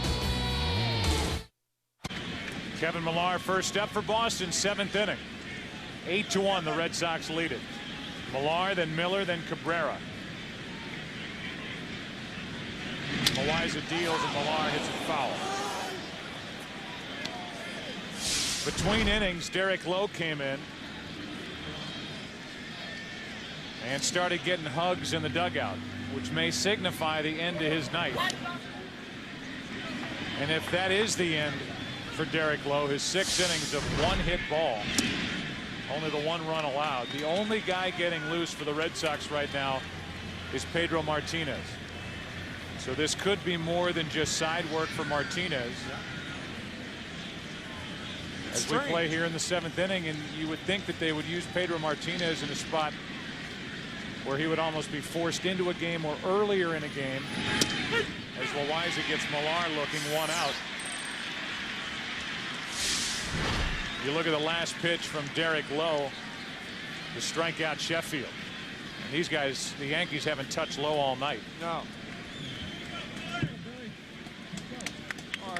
I mean, from a baseball sense, it would seem that Terry Francona would use his bullpen before he would have to go to Martinez. because of the prospects of him being able to start on Saturday. You wouldn't bring in Keith Folk right now, but you do have Mike Myers to open the inning against Matsui. It's just odd seeing Pedro come in a game right now, because if he pitches an inning or two, throws 30 to 40 pitches, then when's he going to start? I know that's not the primary thing that the Red Sox are thinking about, but they have a 7-run lead. Miller is on with a 1-out hit. And how many times did we hear Terry Francona say, we're not just trying to extend the series within this ALCS, we're trying to win it. Well, they're trying to win a world championship. Right. And you would think that if you didn't have to use Pedro Martinez when you lead by 7 and maybe more by the end of this inning, 1 on 1 out here, why would you force him into a game? He pitched 2 days ago and threw over 100 pitches. That's right. And they've always talked about Pedro on extra rest, trying to protect his arm. Be interesting if he comes in. Here's Cabrera, 1 on 1 out. Up the middle.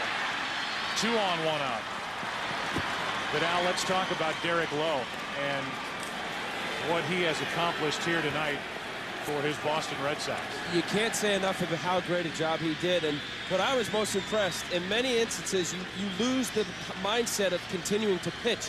When you have a big lead, if you do get behind in counts, pitchers have a tendency to just pound the zone and just use one pitch. He used all of his pitches, and what made him most effective was, as a result of him being up in a big lead, he knew the Yankees either had to go deep in the count and was spotting him a strike. He would throw a little straight four-seam fastball or cutter and come back with that sinker. He had a tremendous sinker today. Joe Torre is going to make his way out of the Yankee dugout and make a pitching change. 2 on 1 out. Yankees already down by 7. And Loaiza right now in the conversation with Joe Torre, with the top of the order coming up. Johnny Damon will be the hitter, and they have not made the call to the bullpen yet. The lefty Heredia is out there. Now Joe Torre talking to the home plate umpire Randy Marsh, trying to buy more time. And here comes Heredia. So the pitching change is made. Joe Torre just tried to buy Heredia a couple of extra pitches out in the bullpen. In the 7th, and the Red Sox threaten to add to their lead.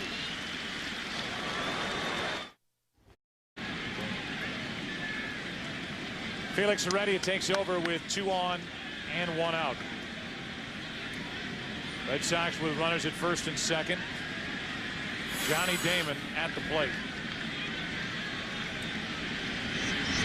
Strike 1. The only time Damon's been retired tonight came on a fielder's choice and a ball that he hit back up the middle that Loaiza grabbed before it sailed into center field. 6 RBIs tonight for Damon. 2 home runs. And Posada keeps it at the plate. 1 ball, 1 strike.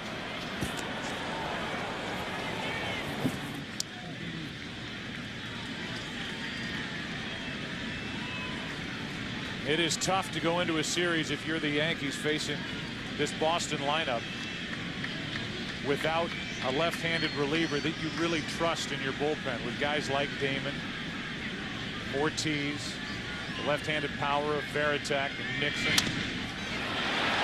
Back to Heredia. Throw to second. Out at first. Double play. And Felix Heredia avoids further damage. Pedro Martinez getting loose. Is he coming in? Time to stretch at Yankee Stadium. So while he continues, well, Pedro Martinez is on the mound.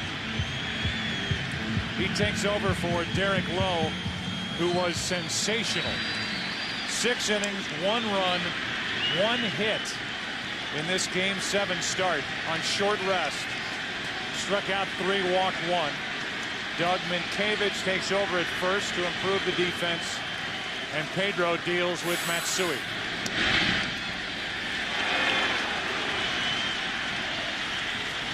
And here come the "Who's Your Daddy" chants again.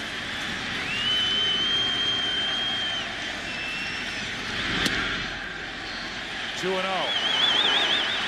Commenting further on this strange move, Al and I were talking about it between innings. Maybe Pedro asked to come in the game. Matsui rips it down into the corner. Played off the wall by Nixon, and Matsui has the second Yankee hit of the night.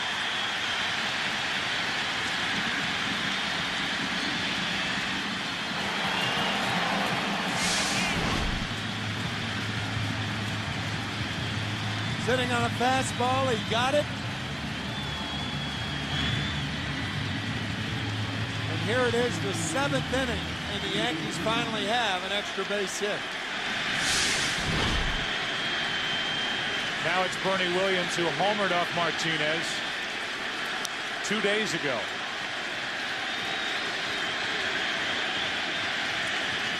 He made the start on Monday, Game 5, that the Red Sox won in 14 innings. He left with the Red Sox trailing.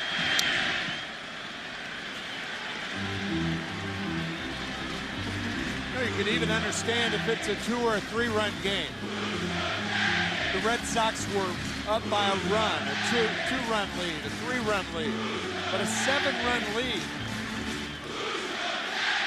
And by bringing Pedro in the game, you get the crowd back into it. Yeah, right.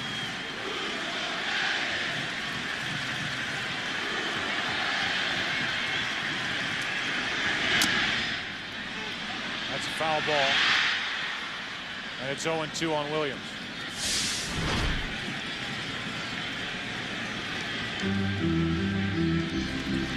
Well, the only reason why we're a little confused about Pedro out here is Francona talked about how they wanted to give Martinez an extra day. On his normal 4-day rest on the 5th day, he had certain numbers that weren't as good as 6th day. This would be his side day with 2 days off to pitch Saturday. I'm not quite sure, maybe unless he went to Francona and said, look, I want to get real work with the umpire and the crowd before Saturday. I'm not sure, but if Timlin and Leskanic are available and okay, I'm not sure about this. The 0-2. Williams hits it into right center field. Damon on the run. This ball off the wall. Back-to-back doubles. And the Yankees are alive here in the 7th, now down by 6.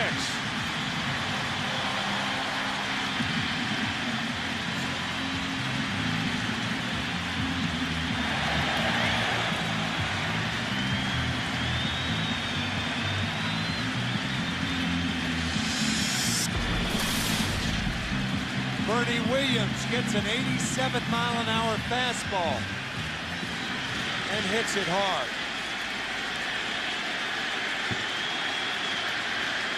Derek Lowe only threw 69 pitches and was rifling through this Yankee lineup. He comes out after 6. Back-to-back doubles. There's a strike to Posada. And with Pedro on the mound, action will start for the Red Sox in their bullpen. Timlin. And this stadium is just come alive. Minkiewicz, that's why he's in the game.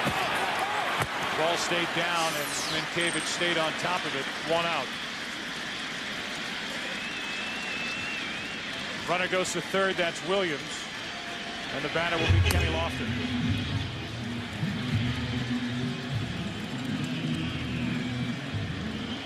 So you can look at it from 2 different angles. The effectiveness of Derek Lowe, having thrown only 69 pitches, granted with short rest. And the other, the bigger picture, looking ahead to the World Series. Is that planning too far ahead when you haven't won this game? Maybe so, but you have to be planning ahead with the World Series set to start on Saturday. It was a 7-run lead. Now it's a 5-run lead.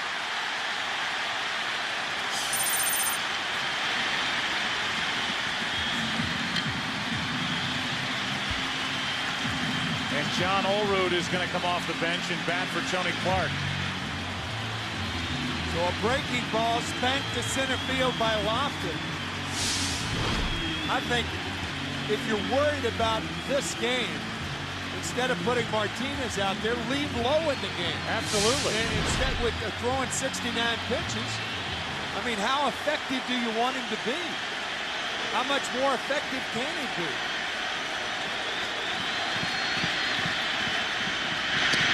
Olerud takes a strike. 89 miles per hour from Martinez.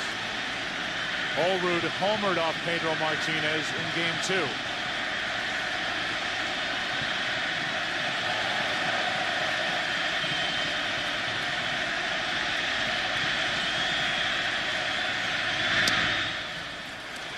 One ball, one strike.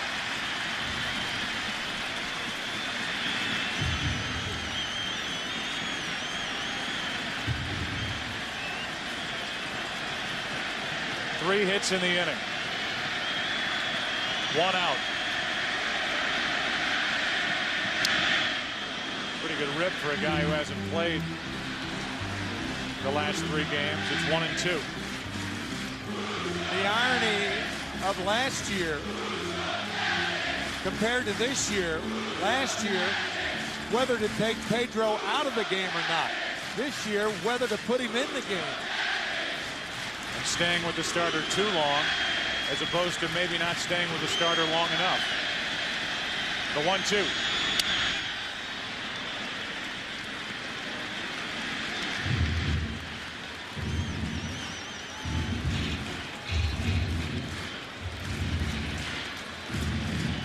Timlin ready to go if Francona wants to go that way. It's Olerud now. It's Cairo on deck.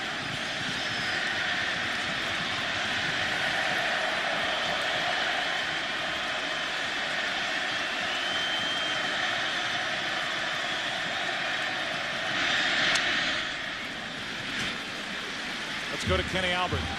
So much made of Curt Schilling prior to this series, talking about shutting up 55,000 New Yorkers. Well, I'm down here next to the Yankee dugout, and Pedro Martinez has woken up 55,000 in this crowd. They are back in it. The Yankees are trying to climb back into the game, now trailing by 5.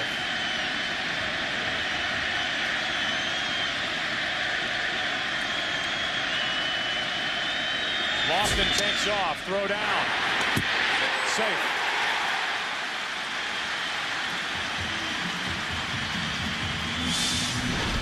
Jason Varitek did everything he could to throw out Kenny Lofton.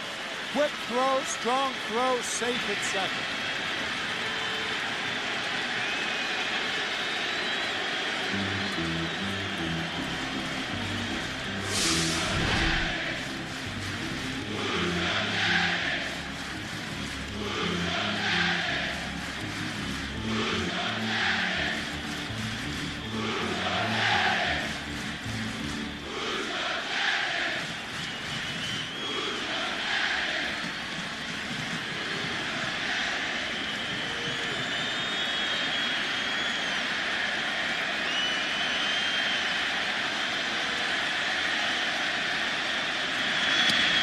Two out. 95 from Pedro Martinez. Talk about reaching back for a little extra. He certainly did that on that high fastball to Olerud. Now it's Cairo.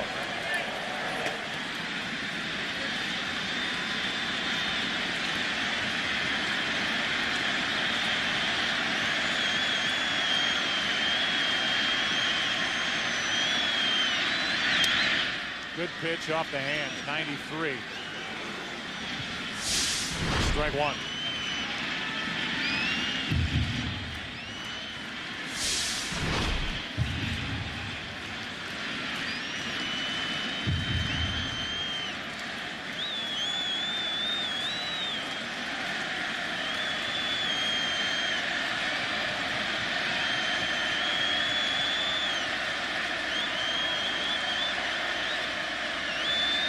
Timeout called at the plate by Varitek, who wants to talk.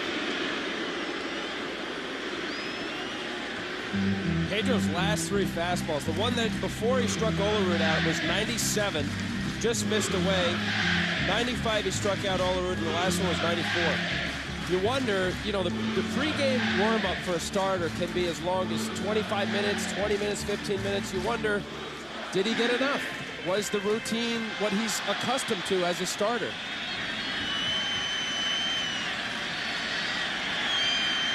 Two out in the inning, and the 0-1 to Cairo. Boy, he is letting it fly. This is old Pedro velocity.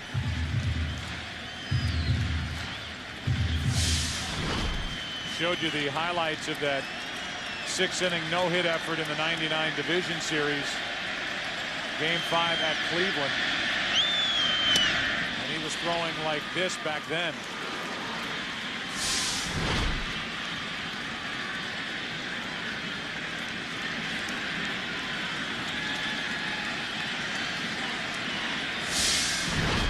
So if he was holding back on the first couple of hitters, he has gone full throttle here with Allroot and now Cairo.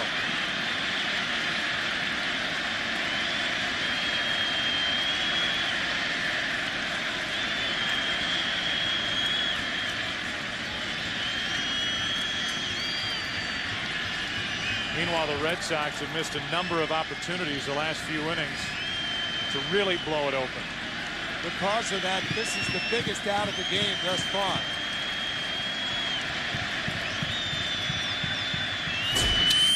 In the air to right field, Nixon is there. The inning is over. Martinez gives up 2. The crowd climbed back into it. Martinez stopped it there, and after 7, it's 8-3 Boston.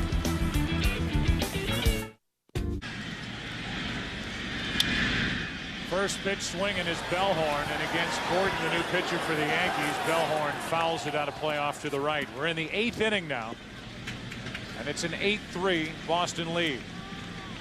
Tom Gordon has been hit hard this postseason after putting together a tremendous regular season for Joe Torre. A career high in appearances. Very valuable Yankee during the regular season. Saw Allroot, he stays in the game at first. And Bellhorn takes the ball outside. Heredia went 2/3 of an inning. Got the double play ball. Loaiza 4 shutout innings on 4 hits. 2 strikeouts, no walks. Bellhorn hits it into right. If it's fair, it's gone. It is gone. Home run, Bellhorn. His second in as many nights and his 3rd ever here at Yankee Stadium. It's 9-3. And any momentum that the Yankees just picked up in the bottom of the 7th is taken away with 1 swing by Mark Bellhorn. Oh, was that ball hammered? Let's listen to it hit the fence, running alongside the foul pole.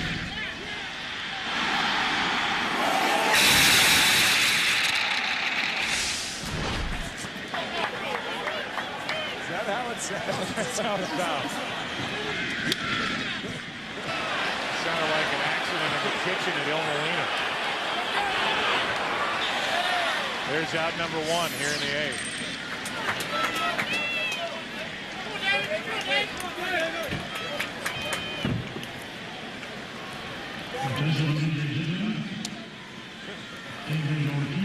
With the bases empty, 1 down, here's Ortiz. Watch out for that tray.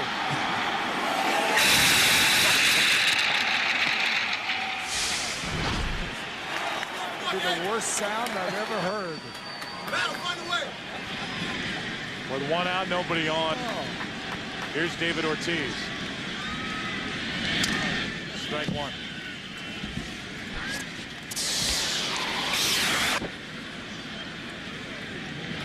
Ortiz tonight with a 2-run homer. He's grounded out twice and walked. Well, if anybody was napping, that for sure woke him up. Oh. Get your attention, won't it? Wake up crying listening to that. With the bases empty, 1 down. Ortiz way out in front of that pitch. 0-2. 80 miles per hour from Gordon. Now Timlin is getting loose. So the Pedro Martinez experiment could be a 1-inning affair. say this, after giving up the 2 runs, Pedro Martinez kicked it up another notch. Ortiz off the end of the bat, shallow center. Long run for Bernie Williams, and Jeter. What a play by Jeter. 2 out. Jeter with his back to home plate.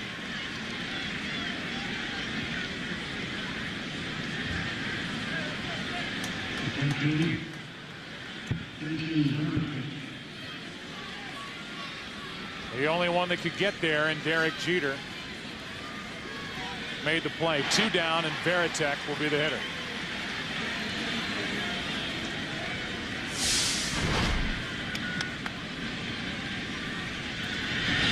Veritek with a hit tonight. 1 for 4.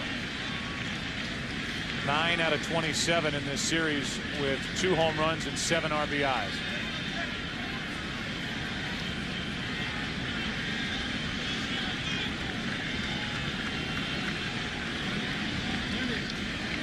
Game 4 of this series on Sunday night. The Yankees had the lead with the Red Sox batting in the bottom of the 9th inning. A fresh inning for Rivera, who had taken over in the 8th. Rivera walked the leadoff man, Kevin Millar, and the Red Sox pinch ran with Roberts. He stole second and scored on a base hit up the middle by Bill Miller to tie it.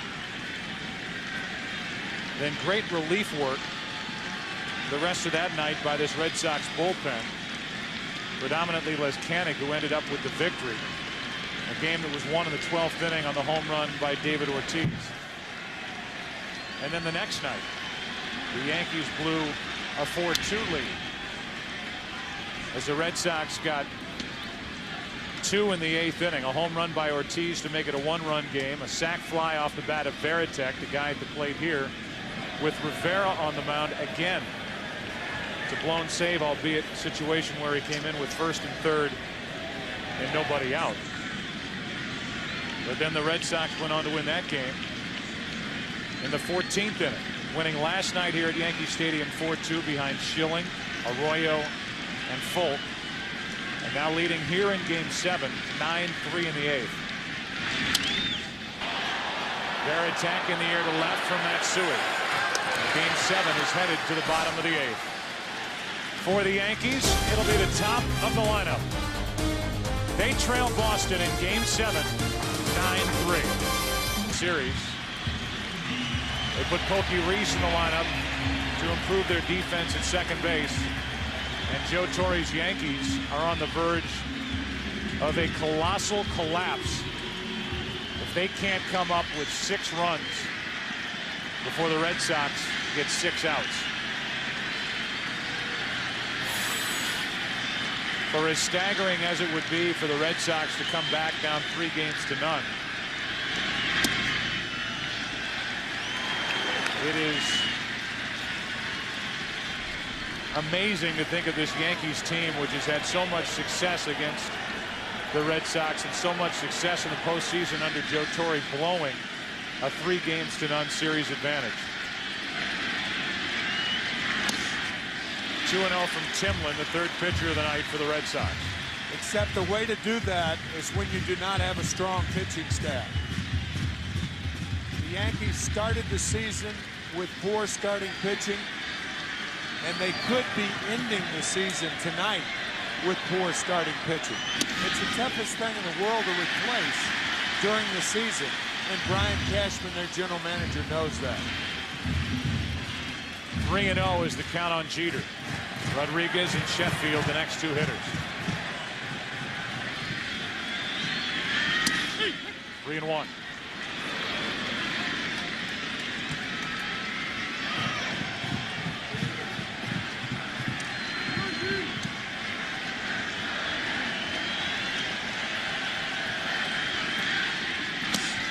Three and 2. Well, we posed early the question, could this be the best win in the Red Sox history? Could this be the worst loss in the Yankees history? Interesting question.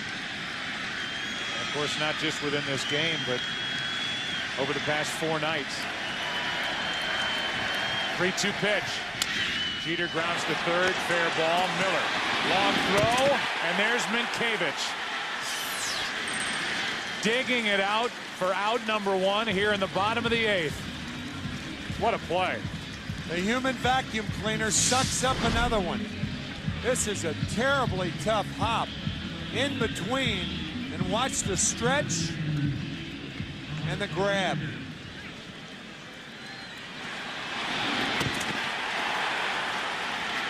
So Timlin comes back from a 3-0 count to get Jeter. And Derek Lowe, who's in line for a Game 7 win, be the biggest win of his life, cheering from the bench. Former Gold Glove Award winner with the Twins. A guy who was added at the trading deadline, and now this is his role. Coming off the bench with the late inning relievers trying to improve the defense, whether it's Timlin here in the 8th. A lot of times he enters with Folk in the 9th. 1 ball, no strikes on Rodriguez, who has hit the skids in this series. 1-1. 0 for 3 tonight. Last night had 1 hit, a single. Hitless in Game 5 the previous night. 2-1. Terry Francona telling us before the start of Game 4 that even if Derek Lowe can't stand me and wants to use that as an incentive to go out and win, that's fine with me. Sox were down by 3. Lowe pitched very, very well in Game 4. Better tonight with more run support. And the first hug he got in the dugout was from Terry Francona. I'm with you all the way. Here's a 3-1. Full count from Timlin.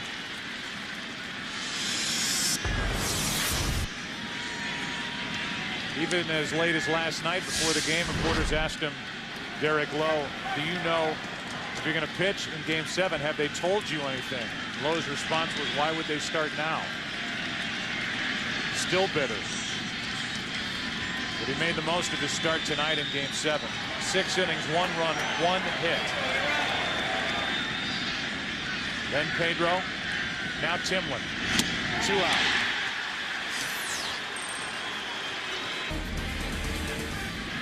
With 2 out, the base is empty. Here is Sheffield.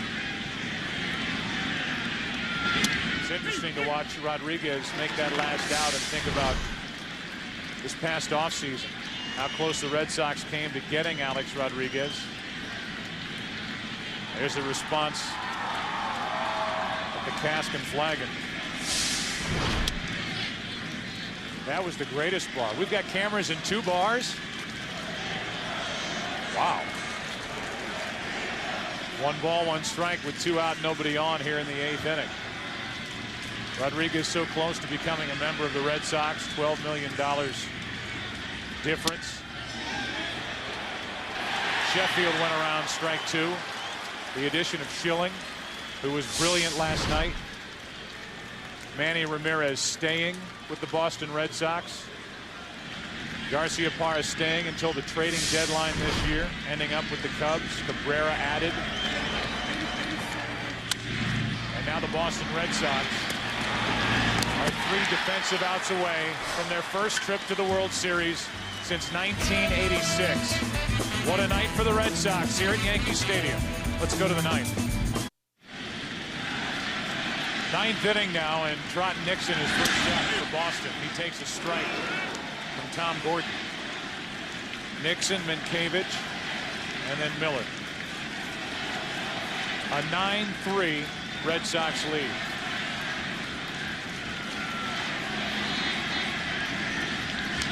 Good rip by Nixon, 0-2.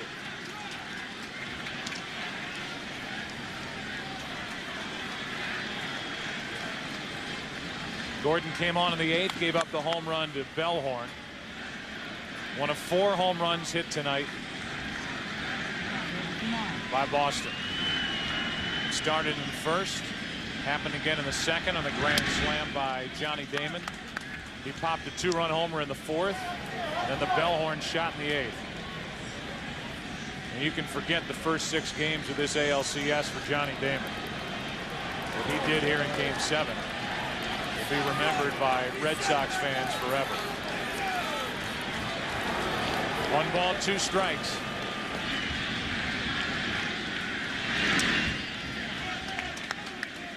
Two balls, 2 strikes.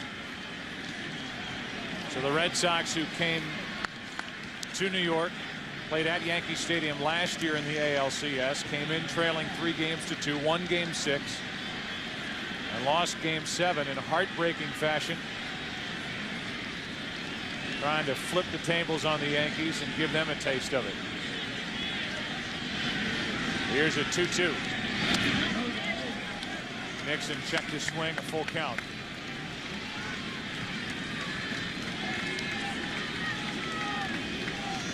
Timlin worked the 8th.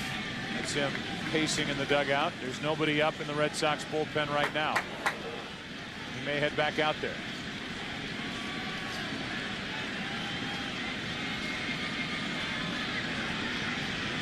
Nixon leading off.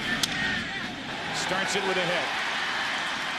Johnny Damon, the hitting hero tonight for the Red Sox, talks about his toughest moment in the big leagues. I would have to say losing the ALCS last year. You know, we were so close. That game, you can never forget. You know, we were real close, and then the Yankees came back, and that's what they do. That's why they've been a great team all these years, and that's why there's a little more extra incentive for us this year. We don't want that feeling again.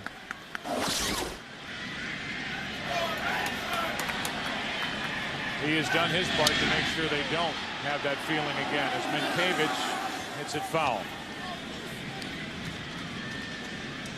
Minkevich 1 for 3 in this ALCS, and in the postseason 3 out of 7.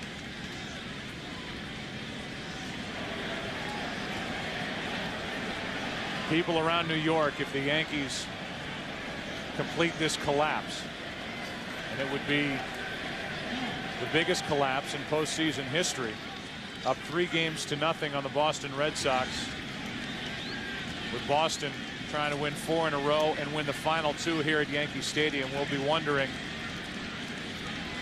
what the reaction will be from George Steinbrenner. What will he do? The fact that it's Boston makes it even worse for the boss.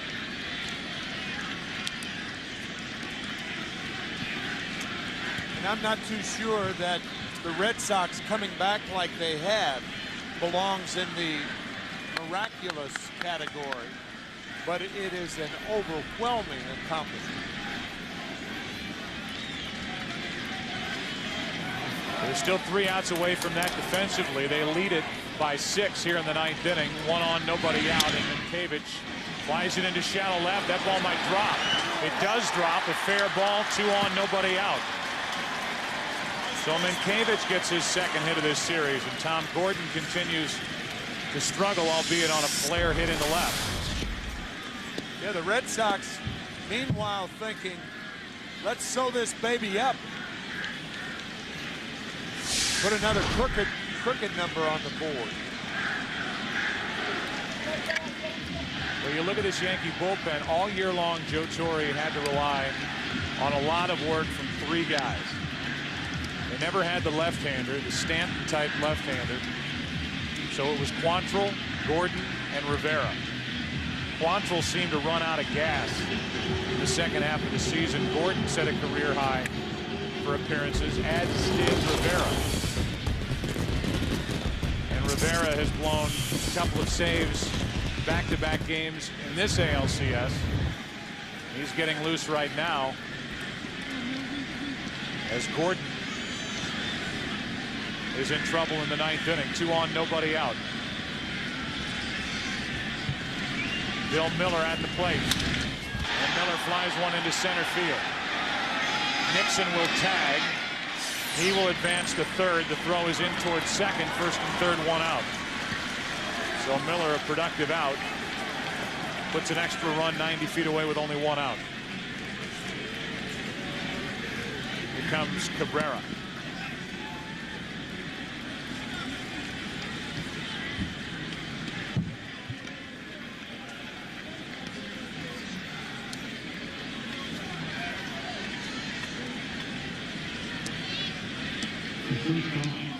Red Sox, as reported by Kenny Albert, were watching the movie Miracle about the 1980 U.S. Olympic hockey team prior to tonight's game. Some hit in the cage. They didn't hit out on the field. They came out of the gates hitting tonight. 3 hits in the first, including a home run by Ortiz. Strike 1 on Cabrera.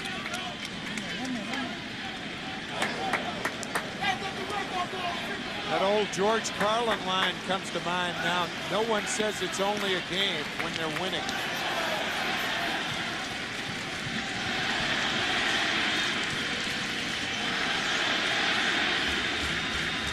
Here comes an 0-1 pitch to Orlando Cabrera. Strike 2.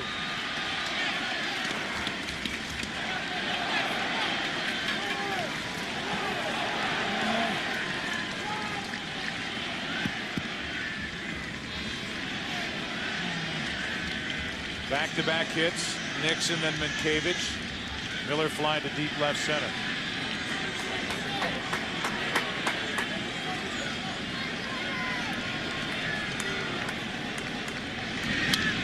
Cabrera fights it off. Is it fair to put this series and this comeback on this list?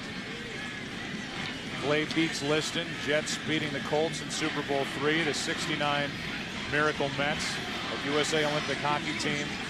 85 Villanova over Georgetown. Probably not because the Red Sox were favored coming into this series, but within the series, after falling behind 3 games to none,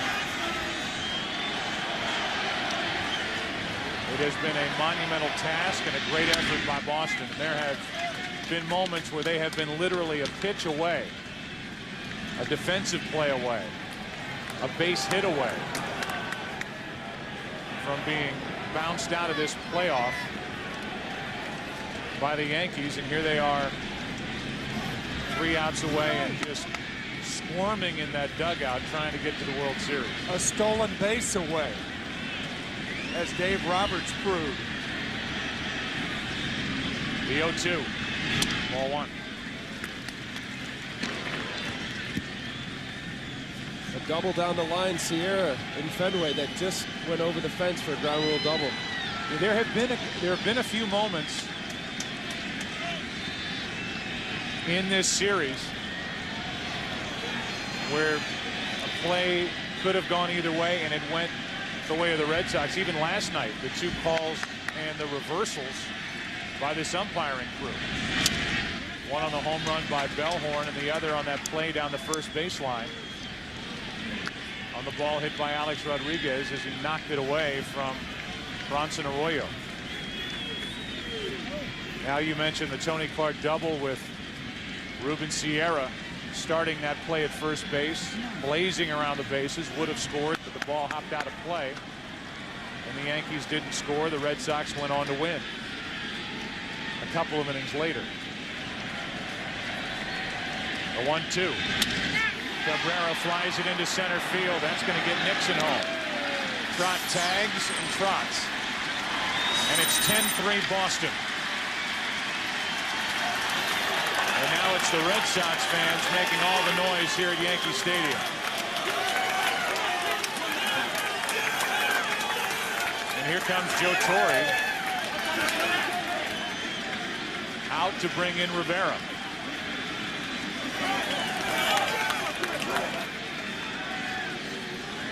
The Red Sox have matched their biggest lead of the night. Rivera coming in. And at this moment, the Red Sox could care less. Why the Red Sox are sitting where they are, even in this series, and tonight on the verge of getting to the World Series, is because they didn't fear Mariano Rivera. They respect him. But Rivera coming in and blowing back-to-back save opportunities. And since July 24th, when Bill Miller took him out of Fenway Park, Rivera is 0-2 with a 5.79 ERA against the Red Sox. Now some Yankee fan or some fan from the upper deck takes that foul ball that Damon just hit and throws it all the way back onto the field. It almost got Damon.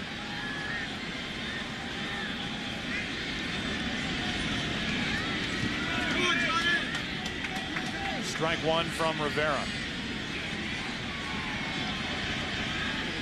That happened right above us to our left, and they have the people that threw that ball back onto the field, and they're carting them out of Yankee Stadium. So Damon fouls off another in hopes that it isn't coming back his way. The count's 0-2.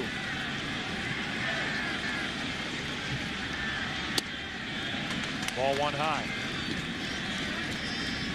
Because of the presence of Rivera starting in Game 4, and for good reason,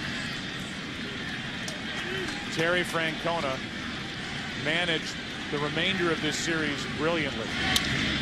You can always argue with a move here or a move there, but he knew the urgency. He knew the presence of Rivera in the late innings. He didn't mess around with the 6th and the 7th. And now here are the Red Sox taking the field, bottom of the ninth, leading 10-3. Mike Timlin will try to get the final 3 outs, bottom of the 9th inning. The 4, 5, and 6 hitters, 3 guys who helped carry the Yankees early in this season to that series, 3-0 series lead. Matsui was right in the middle of it. 5 RBIs in Game 1. His night in Game 3, that 19-8 win at Fenway Park. He and the guys around him in the Yankee lineup have been shut down for the most part the rest of the way. Games 4, 5, 6, and now 7.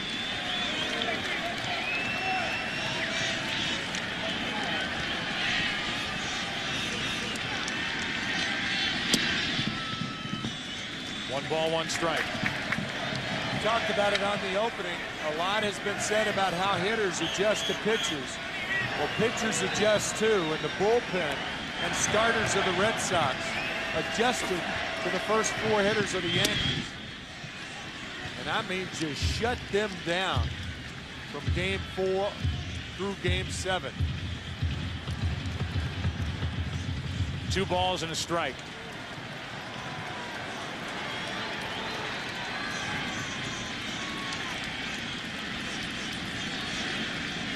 Hideki Matsui rips it into right field. Nixon will play it off the wall, and Matsui will hold it first for the leadoff single. A 10-3 Boston lead, and Bernie Williams walks in.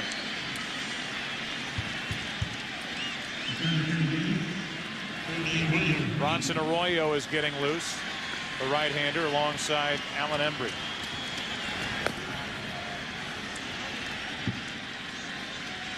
After this game, we will have the post-game celebration by one of these 2 clubs. The trophy presentation and interviews from Yankee Stadium. Bernie Williams takes ball 1.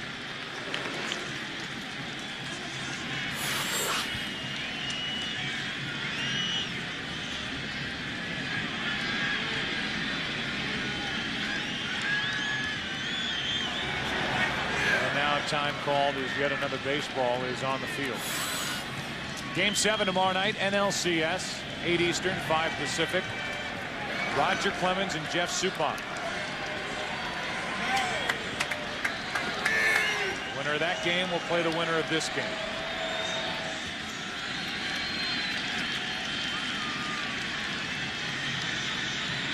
The 1-0.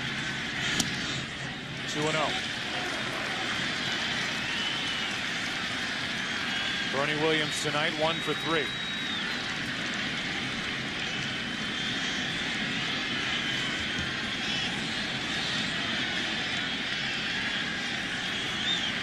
Timlin needing to throw a strike. Williams was willing to take one. It's 2-1. Tim, you mentioned about the adjustments. In the last 4 games, the 1 through 4 batters are batting 167 collectively as a team. There was a lot of adjustments going on. Some good quality pitching being made. Dave Wallace, the pitching coach for the Red Sox, a guy who doesn't get probably enough credit for the job he's done with this group. He's taking over midway through last year for Tony Cloninger.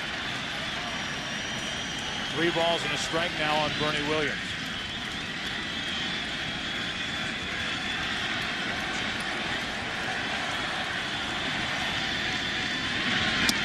Full count. The Boston bullpen, their effectiveness is certainly exemplary, but the one thing they've shown more than anything is their tenacity, the point of exhaustion, particularly in the 2 extra inning game, the 12 and 14 inning game. In that 12-inning game, the Yankees had their leadoff runner on 5 of the last 6 innings and didn't score. They didn't score for 8 straight innings in the 14-inning game. Williams grounds to second.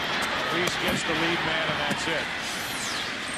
When Terry Francona was with the Oakland A's last year, he saw firsthand the kind of performer, the kind of professional athlete Keith Folk was. And when the question was posed to him during the interview process, when he was interviewing to become the Red Sox manager, they asked him, what do you think about Folk?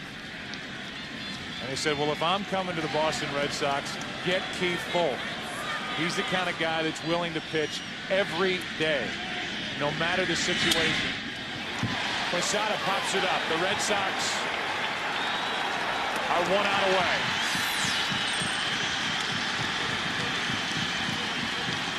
It would be Boston's first pennant since 1986. Their first postseason series victory over the New York Yankees.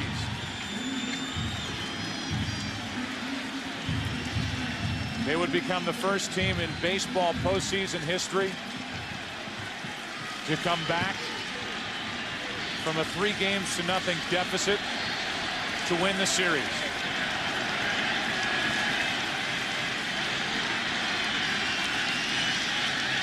And they can close it out here at Yankee Stadium.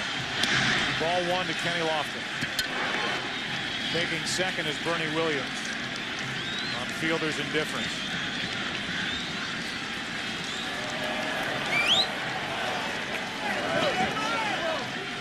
What an amazing performance last night by Curt Schilling. Arroyo out of the bullpen, and Folk yet again. And tonight, Derek Lowe got the ball. 6 innings, 1 run, 1 hit. And his teammates went to work with the bats. Ball 2, 2-0.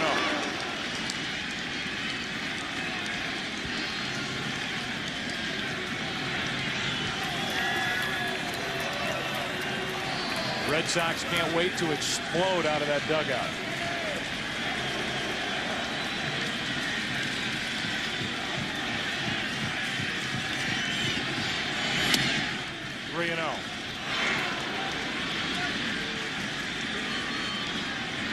It'll start a celebration throughout New England that will last until Saturday when the World Series begins.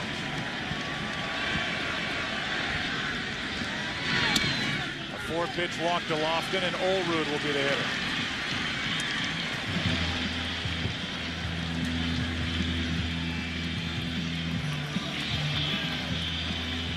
And here comes Terry Francona. With Olerud coming up, Embry, the hard-throwing left-hander, is still getting loose.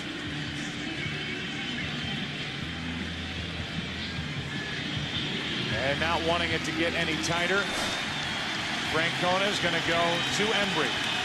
10-3 in the ninth with 2 out.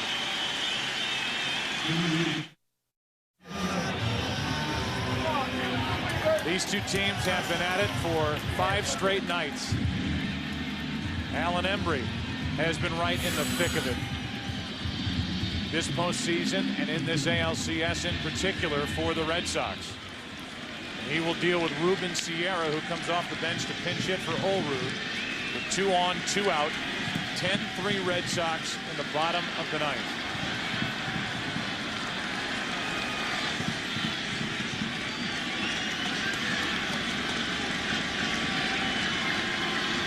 It's midnight here at Yankee Stadium. And ball 1 is low from Alan Embry.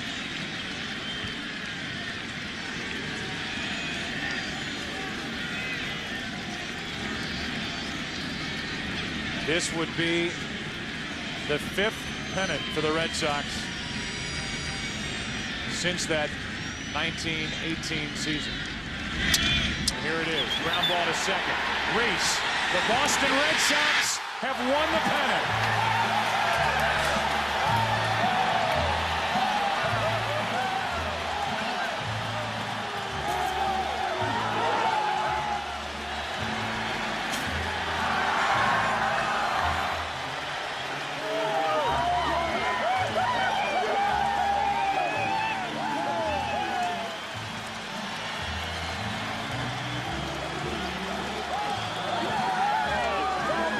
They'll spread the news, all right.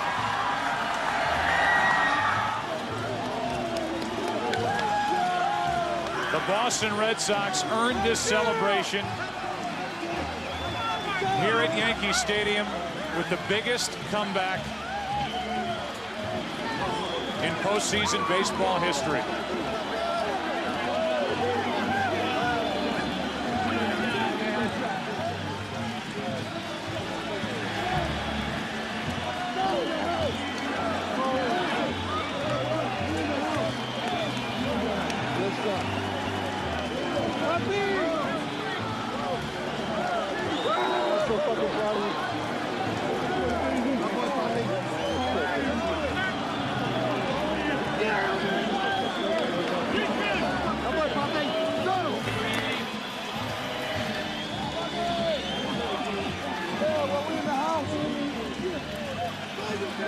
For people in New England, they will always remember where they were when the Red Sox finished off 4 in a row against the Yankees at Yankee Stadium on Wednesday, October 20th, 2004.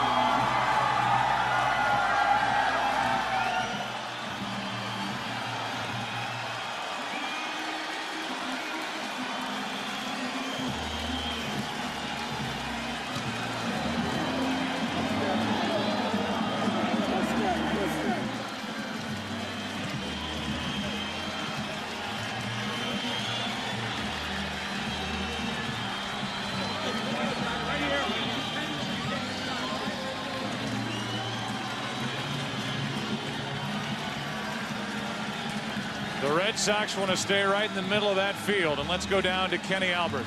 All right, Bedlam here on the field, guys. I'm with Johnny Damon.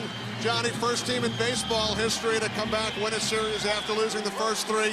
What's going through your mind right now? Well, we knew our team was special. Even when we got down 3 games to none, we knew we had a special team. But I mean, I'm so proud of our guys. I mean, we stepped it up, and now we're going to the World Series. Our job's not done, but I mean, we are very happy. A lot of people were counting us out, but not us. For you personally, 3 hits over the first 6 games of this series, 2 home runs tonight. Take us through those home runs. Well, you know, I hadn't been as aggressive as I was during the course of the season, so with bases loaded, I knew Vasquez was trying to sneak a fastball by me so he can start working on his changeup or whatnot. So I jumped on the first fastball, got jammed a little, but unfortunately enough, hit it out of the ballpark. Next time up, it was a fastball away, and somehow I pulled it. But great things happened today, so I'm proud. Very proud of our guys. Derek Lowe stepping up for us. Kurt Schilling yesterday. I mean, just on and on. This is a 25-man team, and we play like it. Well, last October it was Aaron Boone winning it for the Yankees in extra innings game 7. What message do you have for the fans watching back in New England tonight in 2004? We're coming back home, and we're going to party for a little while, but it's going to be a great World Series, so stick with us. Never count us out. Thank you very much for supporting us all year long, and for the World Series, too. You know, we're coming home. Johnny, congratulations. Go celebrate. Thank you very much. Johnny Damon, 2 home runs tonight. Joe? Kenny, thank you. A classy guy is Johnny Damon, the igniter for this offense. He got it going. He hit 2 home runs. He drove in 6 runs tonight. Every team in Major League Baseball wants to clinch a postseason series at home. But if you're the Boston Red Sox and you have to do it on the road, where better than Yankee Stadium? The Red Sox are going to the World Series, and we'll come back with more right after this.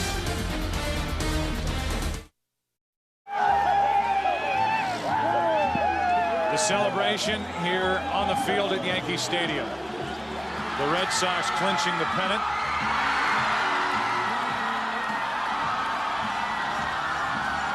The reaction from the greatest bar back in Boston. And we look at today's headlines. Get up now!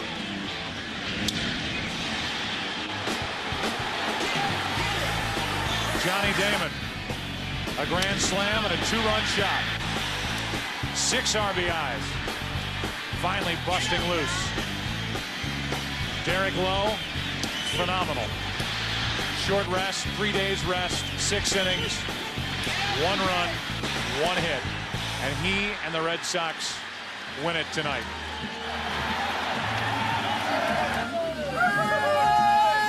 Let's go down to Kenny Albert with the winners. Kenny? Okay, Joe Buck here in the Red Sox clubhouse with Red Sox hierarchy, John Henry, Tom Werner, and the honorary president of the American League, Mrs. Jackie Autry.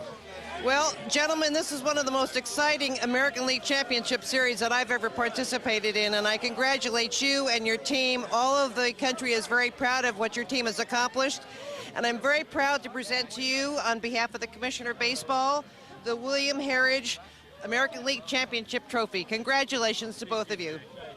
It's heavy, so be careful. John Henry, Tom Werner, down 0-3, 1 inning away from getting swept. In your wildest dreams, could you have imagined being up here on this podium tonight? Greatest comeback in baseball history. You know, you couldn't have done this, to come back this way, down 3-0, to win in 12 innings, to win in 14 innings, to come into the Yankee Stadium and win 2. How could you possibly do that if you didn't have the greatest fans? We sold out every ticket this year at Fenway. We have the greatest fans, and this is one hell of a baseball team. This is for you, New England. This weekend in Boston, we're bringing a World Series, and we're bringing this home tonight to Logan. There's been a lot of heartache in Boston in the last couple of decades, but I think this is such a sweet victory. This makes up for it. And on behalf of all the fans of Red Sox Nation everywhere who never lost faith in this team, what a historic achievement, and to do it in Yankee Stadium was very sweet. Team President Larry Lucchino, you conquered the evil empire. Well, all empires fall sooner or later, but this is a very good team, and we have a lot of respect for the Yankees and what they've done. But this is a happy moment, proud moment for Red Sox Nation. From New England to California to Dominican Republic, wherever they are, they're very proud tonight, and they should be. What was going through your mind when the final out was recorded? Well, I was just wondering how we were going to get from where we were down here, but John Henry made the comment that everyone in America thought we were safe with this. Theo, man. Thank you. Thank you. General Manager Theo Epstein, as he celebrates with Tom Werner. Theo? Theo Epstein, one of your major acquisitions last season, you brought in David Ortiz. An unbelievable series for David. David stepped up all season long. You know, he was a guy that we love to have up in clutch situations, and this series was no different. You know, he raised his level of play and carried us. You grew up in Boston, huge Red Sox fan. What's going through your mind right now? I'm just thinking of all those great Red Sox teams that never quite could beat the Yankees, the 49 team, Williams, Dorr, DiMaggio, Pesky's for you guys, 78 team, our team last year. We got it done. Now we're going to the World Series, going to get that one done. Let's bring Mrs. Autry back up. We have one more presentation as David Ortiz celebrates. Mrs. Autry, the MVP presentation. Well, I'm here to present the Most Valuable Player Award, the Lee MacPhail Most Valuable Player Award, to David Ortiz. David, congratulations for winning this wonderful award today. Very proud of you. So is all of Boston. Congratulations. David, after Game 5, you said I need some of my teammates to pick me up as well and talk about what Johnny Damon was able to do today with his 2 home runs. You know, it's been just unbelievable. You know, we just try to stay together, going through this. Nobody thought that we were gonna put ourselves together and get to this point. But I don't know who came with the idea of keep the faith. Whoever came with the idea, I think that was the best words ever created here in the Boston nation.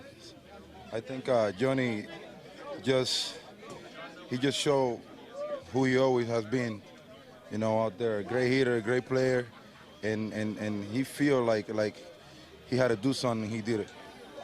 David, congratulations, great series. Good luck in the World Series. Thank you very much. David Ortiz, most valuable player of the American League Championship Series. Red Sox moving on. As we send it across to the Yankee side, Curt Menefee standing by with Yankees manager Joe Torre. All right, we're with Yankee manager Joe Torre. And Joe, first of all, you had a chance to talk to your club. Can you give us a sense of what your message was to them? No, not really. I mean, it's just, you know, it's a very personal thing. You know, you start with these guys in February, you change a few faces here and there, and, you know, you go through a lot. You go through a lot, and you spend more time with these guys than you do with your family. And, you know, I was proud of the way they conducted themselves all year. A couple of days ago, you were within 3 outs of winning this series with Mariano on the mound. A couple of times. Yeah, a couple of times, actually. I mean, when you go through the way this series wound up ending up with you not winning and clinching that game, do you look back right now and say, you know, think about what could have been? Is that what most of your offseason is spent doing? You know, what was it, back in 98, I said to my wife, why are all these good things happening to me? You know, because we got the hops and you know, we came back from what seemed like insurmountable odds and won some games. And, you know, it doesn't always happen for you. You know, I had guys out there busting their tails, ready to play all the time. And, you know, just because you're the greatest closer in the world doesn't mean it's always going to be wonderful. And as I say, I'm proud of the way they conducted themselves. Considering the rivalry between these two clubs, I mean, obviously it always hurts when you lose a Game 7. Any more sting because it's the Red Sox and because you're up 3-0? Well, I mean, up 3-0, you know, especially the 2 extra inning games in Boston where we had leads in the late innings, which is normally our game. But no, I said before the game, I said, you know, our goal wasn't to keep the Red Sox from going to the World Series. Our goal was to go to the World Series. So, you know, you really can't think of defending against them. We needed to win, and we didn't get it done. All right, thanks a lot for your time, Joe. Okay. All right, back up to you, Joe Buck. All right, Curt, thanks to you for the interview and to Joe Torre. Such a classy man, thoughtful answers, and we thank him for stopping by and joining Curt Menefee. So the Red Sox continue to celebrate, as they will in New England long into the night. Let's go back down to Kenny Albert. All right, Joe, with Red Sox manager Terry Francona. And Terry, I know last year when the Yankees beat the Red Sox in Game 7, you were traveling back from Oakland. You were a coach with the A's at the time.